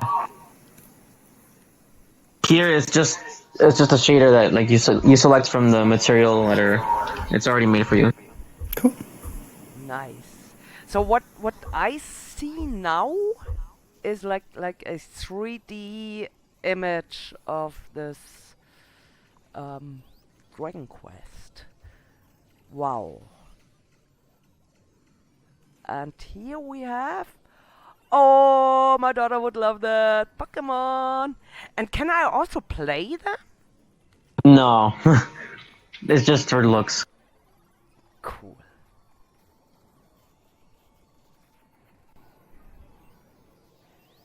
Yeah, this is really convincing 3D imagery. Wow. And this is like a setting in Sansa, so I can also do this without being a shader coding geek. Yeah, I'm not a scripter or like shader scripter at all. So it's just a menu option. You just select it in this when you're uploading a model and you're choosing the shaders on it. Sansar gives you a list of ones you can choose. There's like transparency, emissive, and then there's one for it's called the stereographic shader, and you just choose it and that's it. Is it like a side by side one? Yeah. So all of these screens that you see, they're actually side by side screenshots. But you in VR you only see like the combination of them together. Yeah, this is one of the great things of VR as such, that it can also, like, if you want to see 3D content, like be it pictures or movies, it renders you directly into your eyes. Yeah. I just wanted to say, and you don't need to wear those nasty glasses. But okay, that was wrong. Nice. Very bright. You just want to play these games.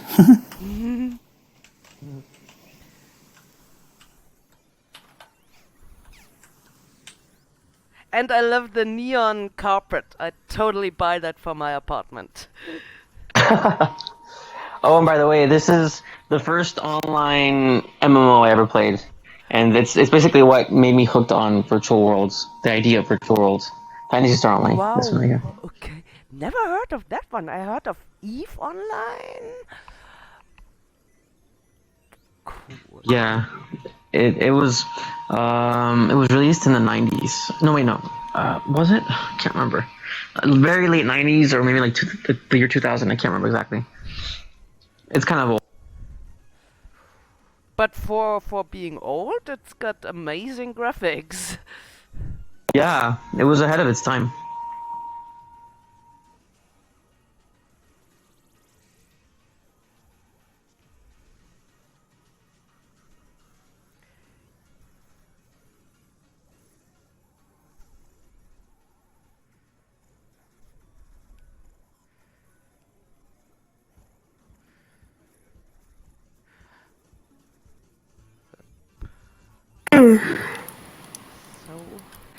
So, shall we maybe go to high fidelity now? Yeah. And All right. I'll meet you there. so, darling, are you coming too? Uh-huh. Welcome back, dear stream viewers. This is my world in high fidelity. It's called Chaotica. But we wanna have some nice comparison chart for Sansar. And this is where you two have to help me. So I'm gonna fly up there. And now I wanna know what are the like the computer operating systems platforms Sansar is running on. So Sansar is Windows only right now. Windows. Okay, so let's put a nice Windows here.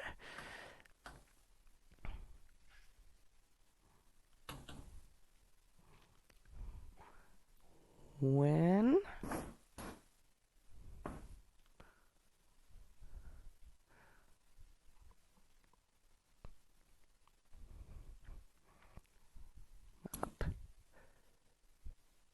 those.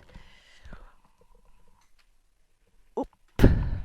And get my chair out of the way. Good. What headsets, what HMDs does Sansar support? I think it's officially the Oculus and the Vive, and Windows Mixed Reality. It technically works, but I think it has some issues, and it's not officially supported. But some people do use it. Okay, so it's the Rift. How about the Rift yes. S? Does the Rift S already work? I don't know. I use the Vive Pro in it occasionally. Rift, okay. Vive Pro sounds good. Then we do a Vive. I think it uses Steam VR, so I think probably anything that works on Steam VR might work on it. It just might have issues. Yeah, the mapping might not work properly. Yeah. I tried the Pimax, but somehow it threw me out. And then I read in the forums that the Pimax used to work, but somehow not at the moment. So, so let's put the Pimax in here with a question mark.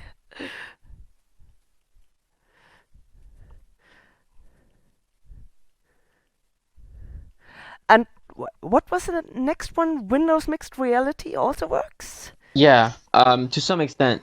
I think you have to do some workarounds, though. Workarounds are fine. Workarounds are allowed as long as it somehow works. Okay, so it's Windows.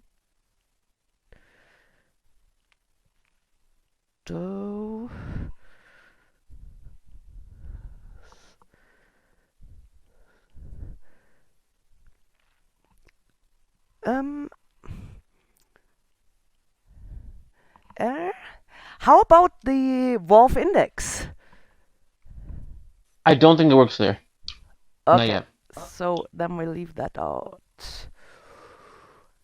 Good. Yeah. Next thing is like accessories. Like in Hi-Fi, we can use the HTC Vive trackers or eye tracking, face tracking, whatsoever.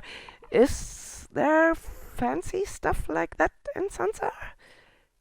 I think they sort of recently added support for leg tracking. I think.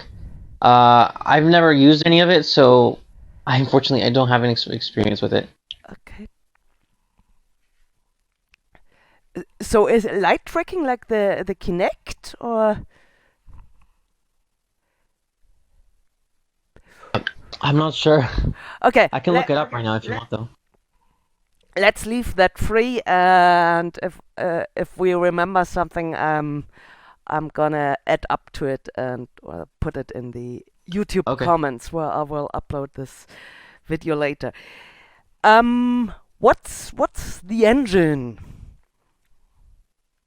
Sansar is its own from scratch engine, so it's not Unity, it's not Unreal, it's its own thing. Okay. How's it called in English? Proprietary? Custom? Yeah. Hmm? Yeah, proprietary. Okay, so boop. Oh. Sorry, darling, I think I interrupted you. You can answer the next one. No. Go for it. You were invited. I'm just a follower here.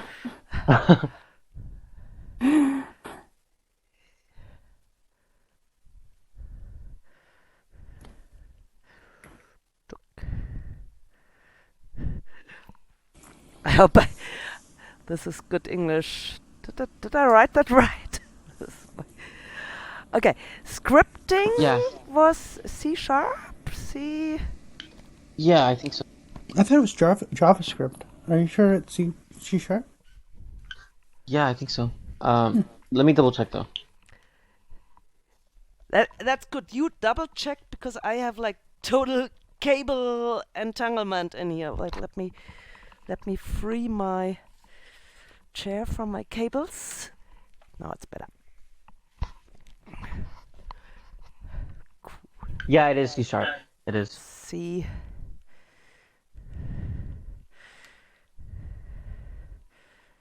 C#.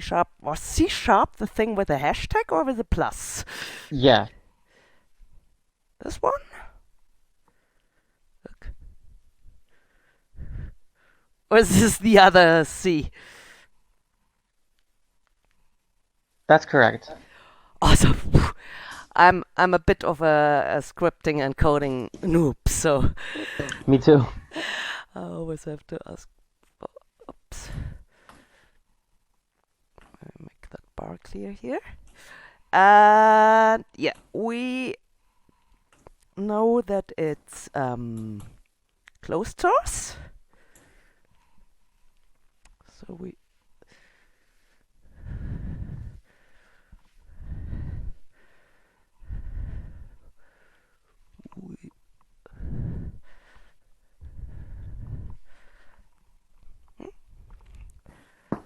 and centralized, right?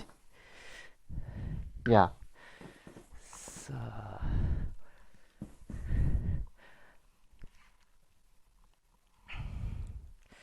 somehow I have the feeling I'm still super small.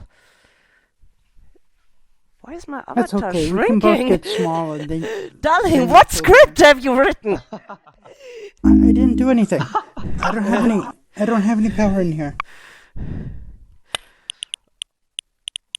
So she thinks. Just kidding. What?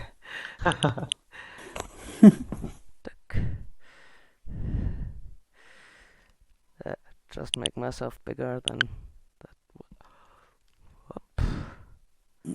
Oh, now you're really super small. Okay.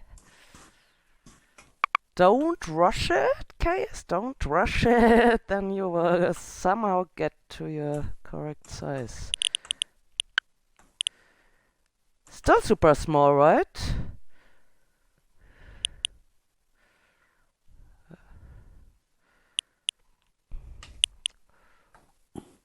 Okay, why not? Okay, this has to work. Now I'm quite big, I think. But then I don't have to fly. So good. Hosting is done by Sansar.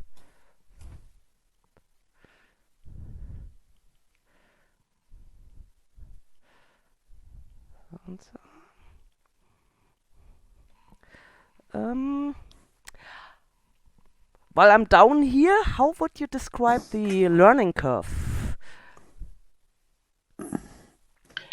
It's go not ahead. bad. It's easier than maybe Second Life. It's right about par with High Fidelity, I believe, for me. In my opinion, it's fairly easy if you know how to model. If you don't know how to model, well, you're gonna have a learning curve because you have to learn how to model if you want to create anything. You can just use marketplace stuff though, and there's a lot more content on the marketplace than in High Fidelity. So there's actually. Sorry, go ahead. I'm sorry. For the general consumer, the general consumer, I would say that doesn't necessarily want to model and any of that kind of stuff. It's a pretty easy. It has a well-made. I mean, it needs some work, but it has a pretty easy interface and UI. Yeah, I agree. But So what shall we take? I'm sorry to talk over you. A orange medium Oh, no. medium well emoji or a green super happy one for the learning curve? What do you say? I would say medium because you still have to learn to use Blender if you really want to create something completely from scratch. Okay. I would have to agree with them if it was for creating. I wish that was broken into two parts, like for creators, for average consumers that just want to look and Yeah. explore. Yeah, I agree.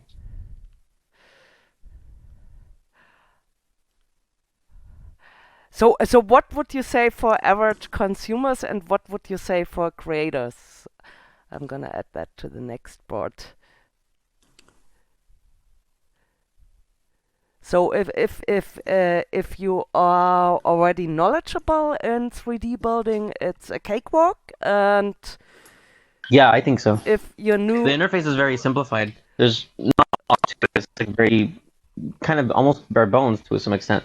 It's not like High Fidelity where you have all these menu options in the menu if you turn on the advanced thing. I see. Okay, so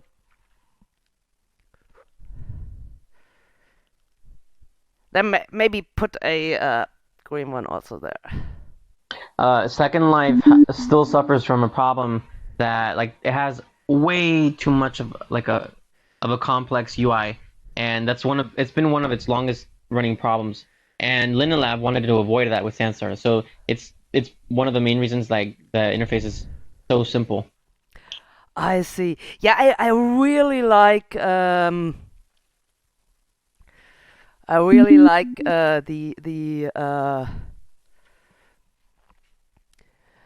UI is super easy to learn. So at least I want to give the user interface a green one. Do you agree?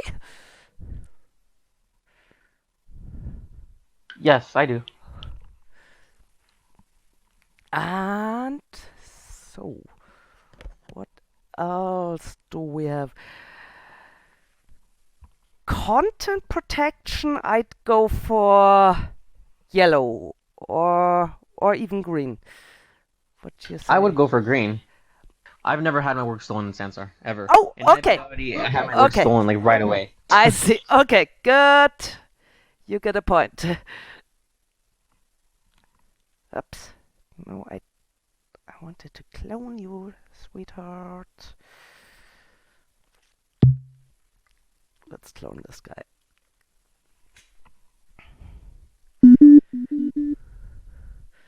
So a green one for content protection. How happy are you with the economy?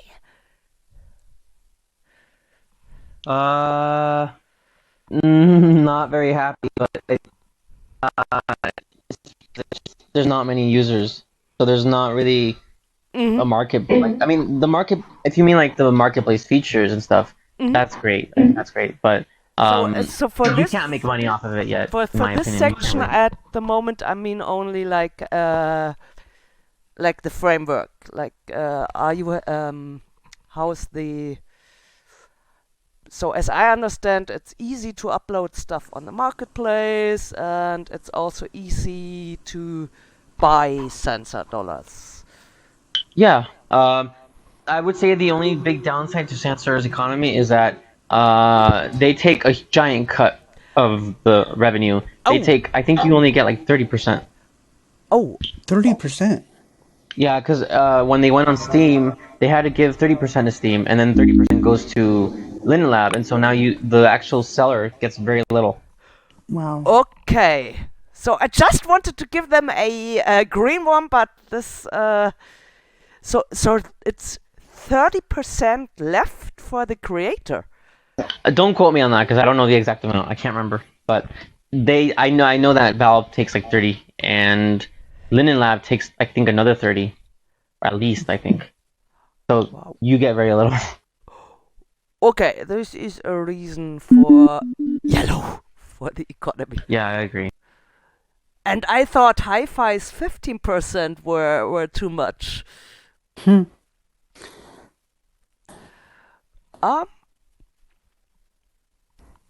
Did Valve recently start that, or is that something? No, they've always taken 30%. Always. Yeah. It's just that Sansar wasn't always on Steam. They I think they just barely got on it. This year, like in the beginning of this year, I think, or maybe in But December.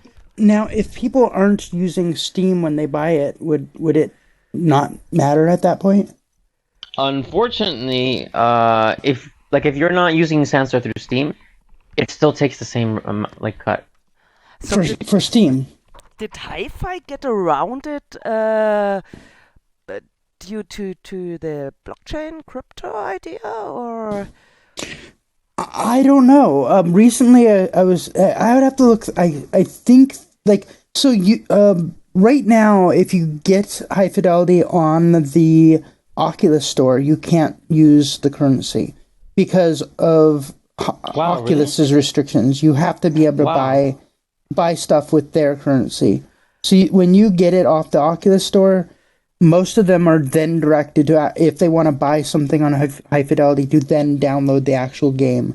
And if Steam forces them to do that, it would probably end up being, well, fine, we just won't allow your people to buy stuff on here. We'll get them after they come here to get it from our own store or our own website, which I'm amazed Sansar isn't doing it that way over there, where you can't use it when you're through Steam, but once you download it from our website, then you can buy stuff. Okay, because I'm Yeah, I don't I'm know. They should super have done that. lazy, so I usually I run hi-fi via Steam because it takes care of all the updates and everything, and I had never problems accessing my wallet or the marketplace. Yeah, I think I swear I saw something about them possibly doing the Oculus marketplace thing with the Steam market with the Steam users, but I might have read it incorrectly. I'd have to go back and look at, and I might be understanding it different. I normally look through the GitHub repos to see what's coming up. I see. That'd be an interesting topic to research, because this is of course, as much as I love these. I love Steam as a platform because it just works. But if it leads to things like that you only Well, that's get how a they fraction of what you want to earn. For free games like this that are on their marketplace, how they kind of see it is, we're helping sell your product, and we're putting it in our marketplace. We're this cost us money to actually do this, right? Yeah. I'm speaking as an actual Steamworks developer, and like I've published a game on there before. Wow. And in the past, you would get a huge boost from Steam in terms of visibility. Your game would get a bunch of sales just from being on Steam, because Steam used to be curated. Like it was just only the games that Valve picked would get on it. And then eventually they opened it up a little bit more with Greenlight, and that was still pretty closed up though. It was still a big deal if you got on. But now anyone can get on Steam. Anyone, even someone who made a game in a day could publish on there. And so now the attention and benefit you get from being on Steam, in my opinion, is not really worth it anymore. So the 30% cut isn't really worth it. Yeah. Yeah. I like Steam as a consumer. I love Steam. I don't have no hassle with logging in there and where did I save it and where are my files. So, but as a creator, that's really as Not like a nice. consumer, Not so nice. as a consumer of some video games, I like it because you only have to give your credit card information to one company, Yeah. and then you can buy all the games you want, and you don't have to worry about like, if somebody steals my credit card information, it's going to probably be Steam. And I have so many games that I bought off of Steam. It's ridiculous. But it's portable, and I can log in a new computer and find my games from like 3 years ago. Mhm. So it's really, for consumers it's convenient, but that Sansar only leaves you like 30% of the total revenue, and that this is like grounded, or the reason for that is Steam. That really, is not so nice. Steam, you get a yellow emoji too for your economy thingies. You gotta think about that again. But let's go back to our Sansar chart.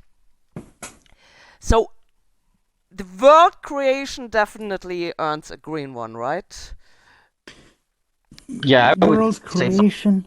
Now, are you talking about just world creation in world creation, or building it in Blender and then bringing it in? I differentiated that way. I said like world creation Oh, is in like world. Yeah. how I build my domain. How easy is it to Like how easy it is import to. stuff Mhm. from Blender and get stuff I think it's moving. really easy. It's very Yeah, similar to Unreal. and it looks amazing. So I want to give that a green one. Where's my cloney?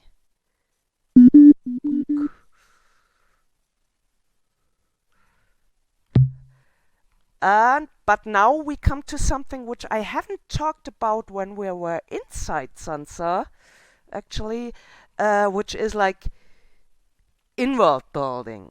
Like what for example, what I'm doing now with the Shapes app, that I can easily like clone these That's little that's basically thingies. in Sansar. Pun? It's basically non-existent. Sorry, you can't create from scratch just within Sansar, unless you use markup. I see. So this is the first red one for Sansar. Well, it's not necessarily a red one. It's just the non-existent one. It's not applicable.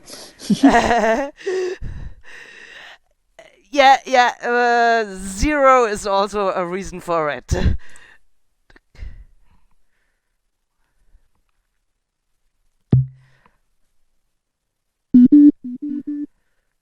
Cause this is what I really like, this like real time building, or the finger paint thing. This is also something nice to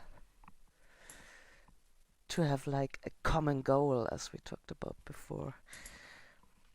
So let's get this all sorted. I'm super German. This is all to be like really nice and straight. Okay. A similar category is like the avatar creation. With that I meant like also the whole procedure of putting an avatar up versus the avatar customizability with like how can a noob change their avatars in world. And the avatar, It's really easy in Sansar. the If you want to use the document, it's really easy. So I really like the avatar customizability. Like as I said in the beginning of that stream, it's really nice. You come into Sansar and you find your hair color and your eye color, and also like shopping and putting clothes on the avatar works really nice. So I'd give the customizability a green one. Are you content with that? Yeah, I agree.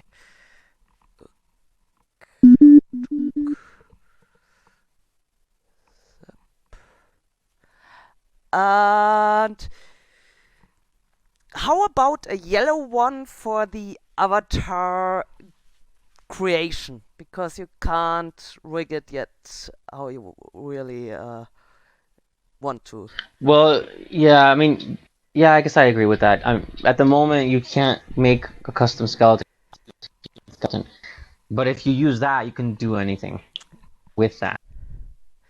It's so let's put a yellow one for the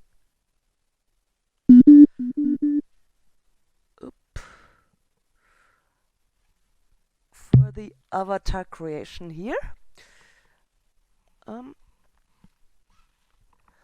And maybe if we do the stream again next year, it's gonna be all green.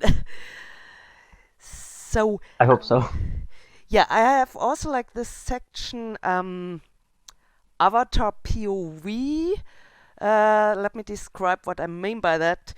I mean the fact that you can see your whole body of your avatar, which really adds like also here like a lot to the immersion in my feeling. So I had it when I'm in some experience and I just see like transparent hands, or then I don't feel present. And I really like how I could see also in Sansar also my sandals and my skirt, and how I could check like, am I decent? Am I dressed nicely enough for that event? So avatar POV definitely gets a green one. If I find my clone tool.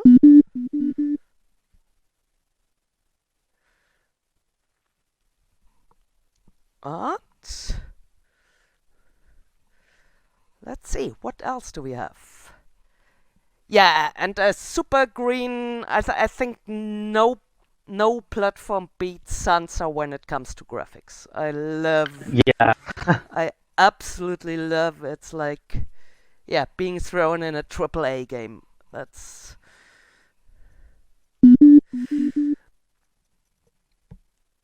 And even though Hi-Fi has nice graphics, they only got a yellow one from me, cause I knew like, okay, we gotta leave space for Sansa for that evaluation.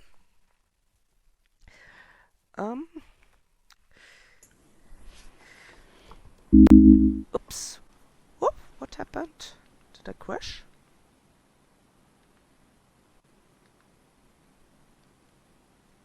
Did I crash? What's up, guys?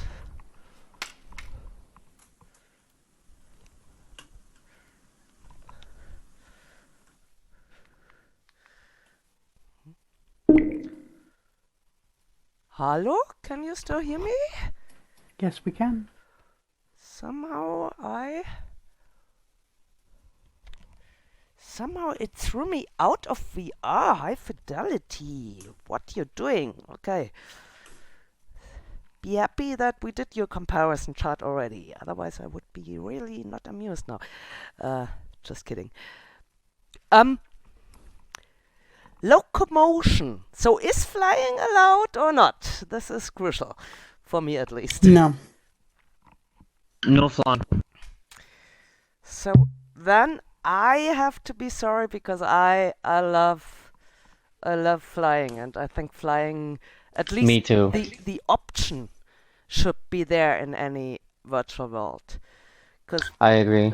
for example, in here, through flying in high fidelity, I really got rid of my vertigo in real life.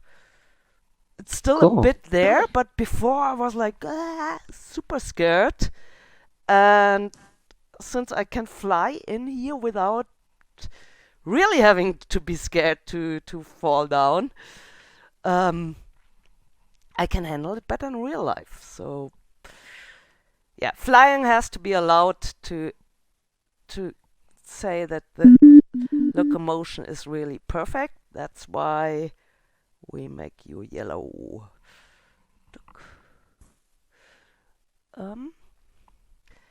How about hi Piper? How about the physics? Hi. Physics in Sansar is pretty great. We're just hey, like Piper. you remember Theanine and Darling, Yeah, of course. Yeah, we spoke recently. We're live streaming on Twitter and just doing the comparison chart hello, for Twitter fans. Sansar. So what do you all think of the physics in Sansar? They're pretty great in my opinion. Other than, unless they fixed it, other than they lag behind a little bit, like if you grab something, they lag behind your hand. Other than that, I mean, they're really nice. I don't know if they now. fixed it. I'm sorry. I have no opinion because I've never really experienced the physics in Sansar in any significant Okay, way. so I trust Darling and Theanine. So a green one for the physics. Yeah. Yeah, I would say so. Good. So what happens if it improves? Then we do a new chart next year. We added another color. Yeah. Okay. Or do you get two green icons? That's a good idea.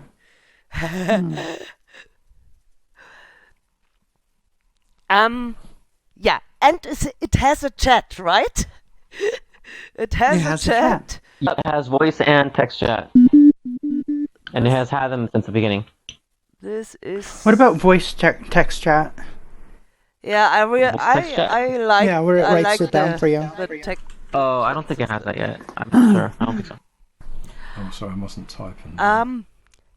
Then one thing we didn't really talk about while we were enrolled in Sansar is media import. Like my famous green evaluating question would be, is it possible to stream a YouTube video into Sansar synchronized for all It is. viewers? Yep. Definitely. It is? Yes. Yep. They have MP4 support and Whoa. WebM and yeah. Yeah. Okay. And they support all the audio formats too, like MP3. Yep. Wow. Okay, that's and so I could like really, because this I often do in real life, that I if I want to play some music, I just find the clip on YouTube and everybody dances to the same song, because in real life it's synchronized by default. So I could do that in Sansar too. I could go like, let's play Blitzkrieg Bob and all jump up and down. The only problem with that in Sansar, so Sansar uses a shader to bring in like a web entity, and you can't directly interact with that web entity. So once you put the web entity there, if it's a video or something like that, you're basically stuck with that video. Well, actually, it's changeable through scripting. Has it? And there's a script on the store that I just recently bought, where you can put a command in the chat box, and you can change the URL of your stream or anything else. Nice. Yeah. So now it's a little more. You can change it now. Cool. Thinny's breaking up for me a little. Yeah, me too. I think his bandwidth is kind of suffering a little bit.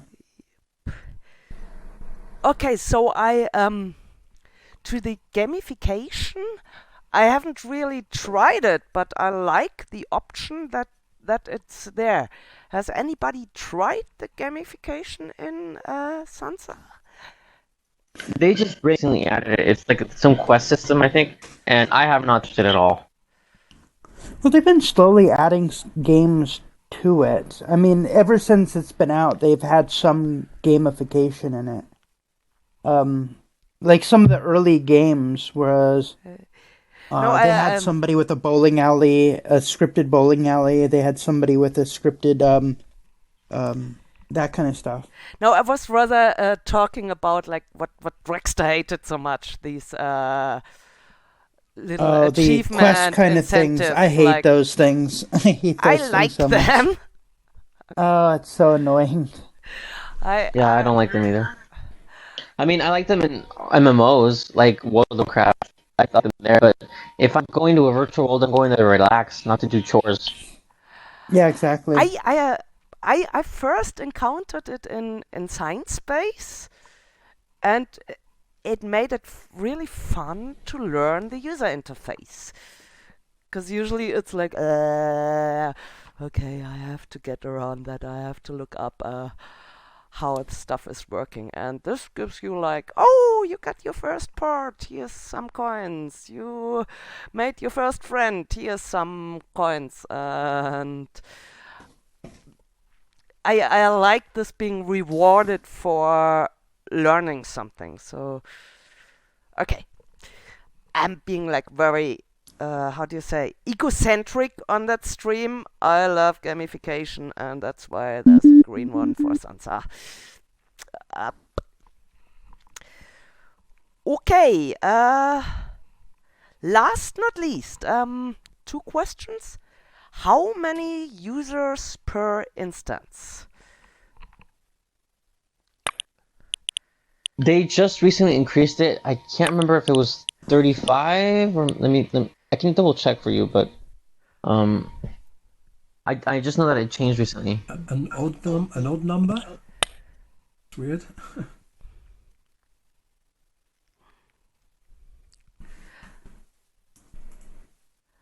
While you check, I do here a yellow one for the It's better than it being a normal number.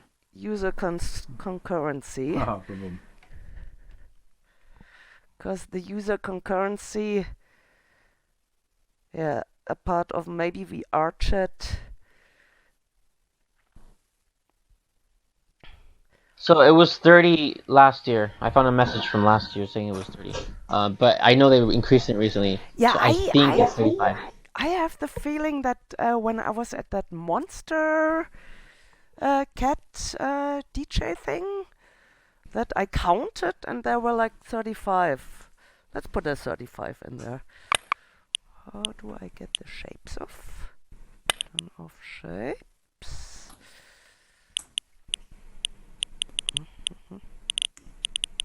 Turn on paint.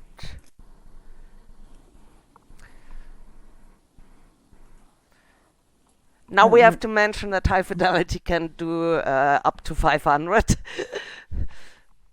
to save their honor. But 35 is pretty good. Hello? What happened here? This is not a 5. Do you know what VR chat is, darling? It's around the same number. Yeah, that's what I thought. I heard that they have really bad problems with optimization. Like they struggle to get a lot of people in the same space. Yeah, but I think the design, they never really. It's kind of like alt space. They probably could get a lot more if they wanted to, but it was more. This is an ideal number, right?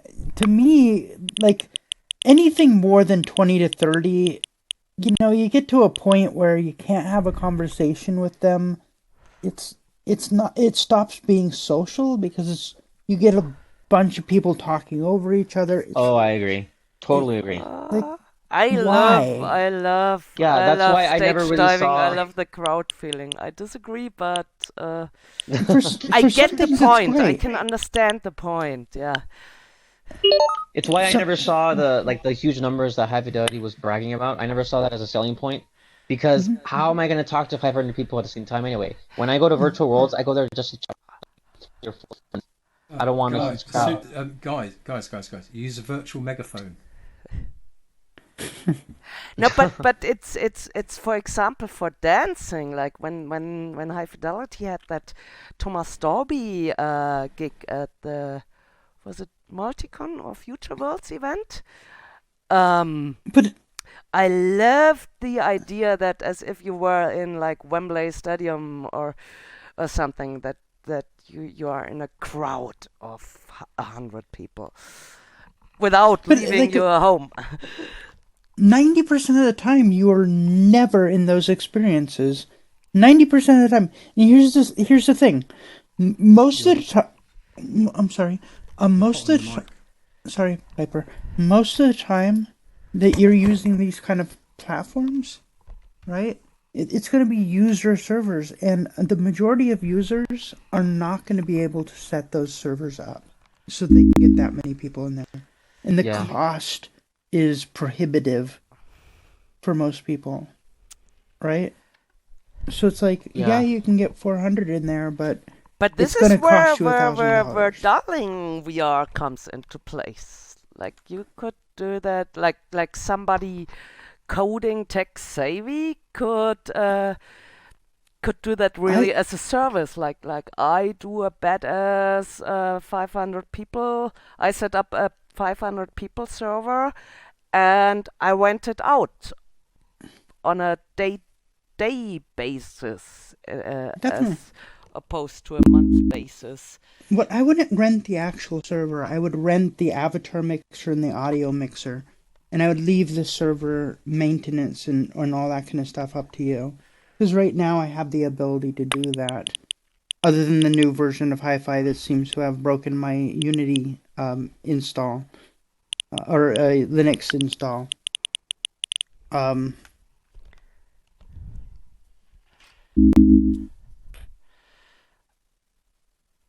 Sorry, unfortunately I have to go. Chaos, did you finish the board or do you need anything else? Yes, almost. I'm just trying to get the spectator cam app, with this app, which is a bit of a drag because it always sees when I'm putting off my headset, so I can't check it on my monitor. So, but I wanna find one nice ending picture, and then yeah, now I got a cool closing credits picture. So here's the spectator cam. If we could all get in front of the spectator cam and wave to the stream viewers. Thank you so much for tagging along. This is Theanine, who does amazing experiences in Sansar. This is Piper, who does amazing experiences in High Fidelity. This is Darling, who is amazing by default. And this is your lovely... and this is Chaos, who is also amazing. XaosPrincess. Thank you. Did I ask for that? Yeah, No. I did. Now we can all fly out of the picture and maybe not leave any shadow anymore. And then I leave that comparison chart for Sansar on a bit. So if you're thinking of what virtual world might be the right one for you, if you're into graphics and cool events and cool people, Sansar is definitely worth checking out. And High Fidelity is not dead yet. And thank you for watching this stream. Thank you for taking along, for helping me, for it was my pleasure. My greatest content creator interview partners. And es war mir ein Fest. It was a celebration. It was one of those. Hi Omar. Hello.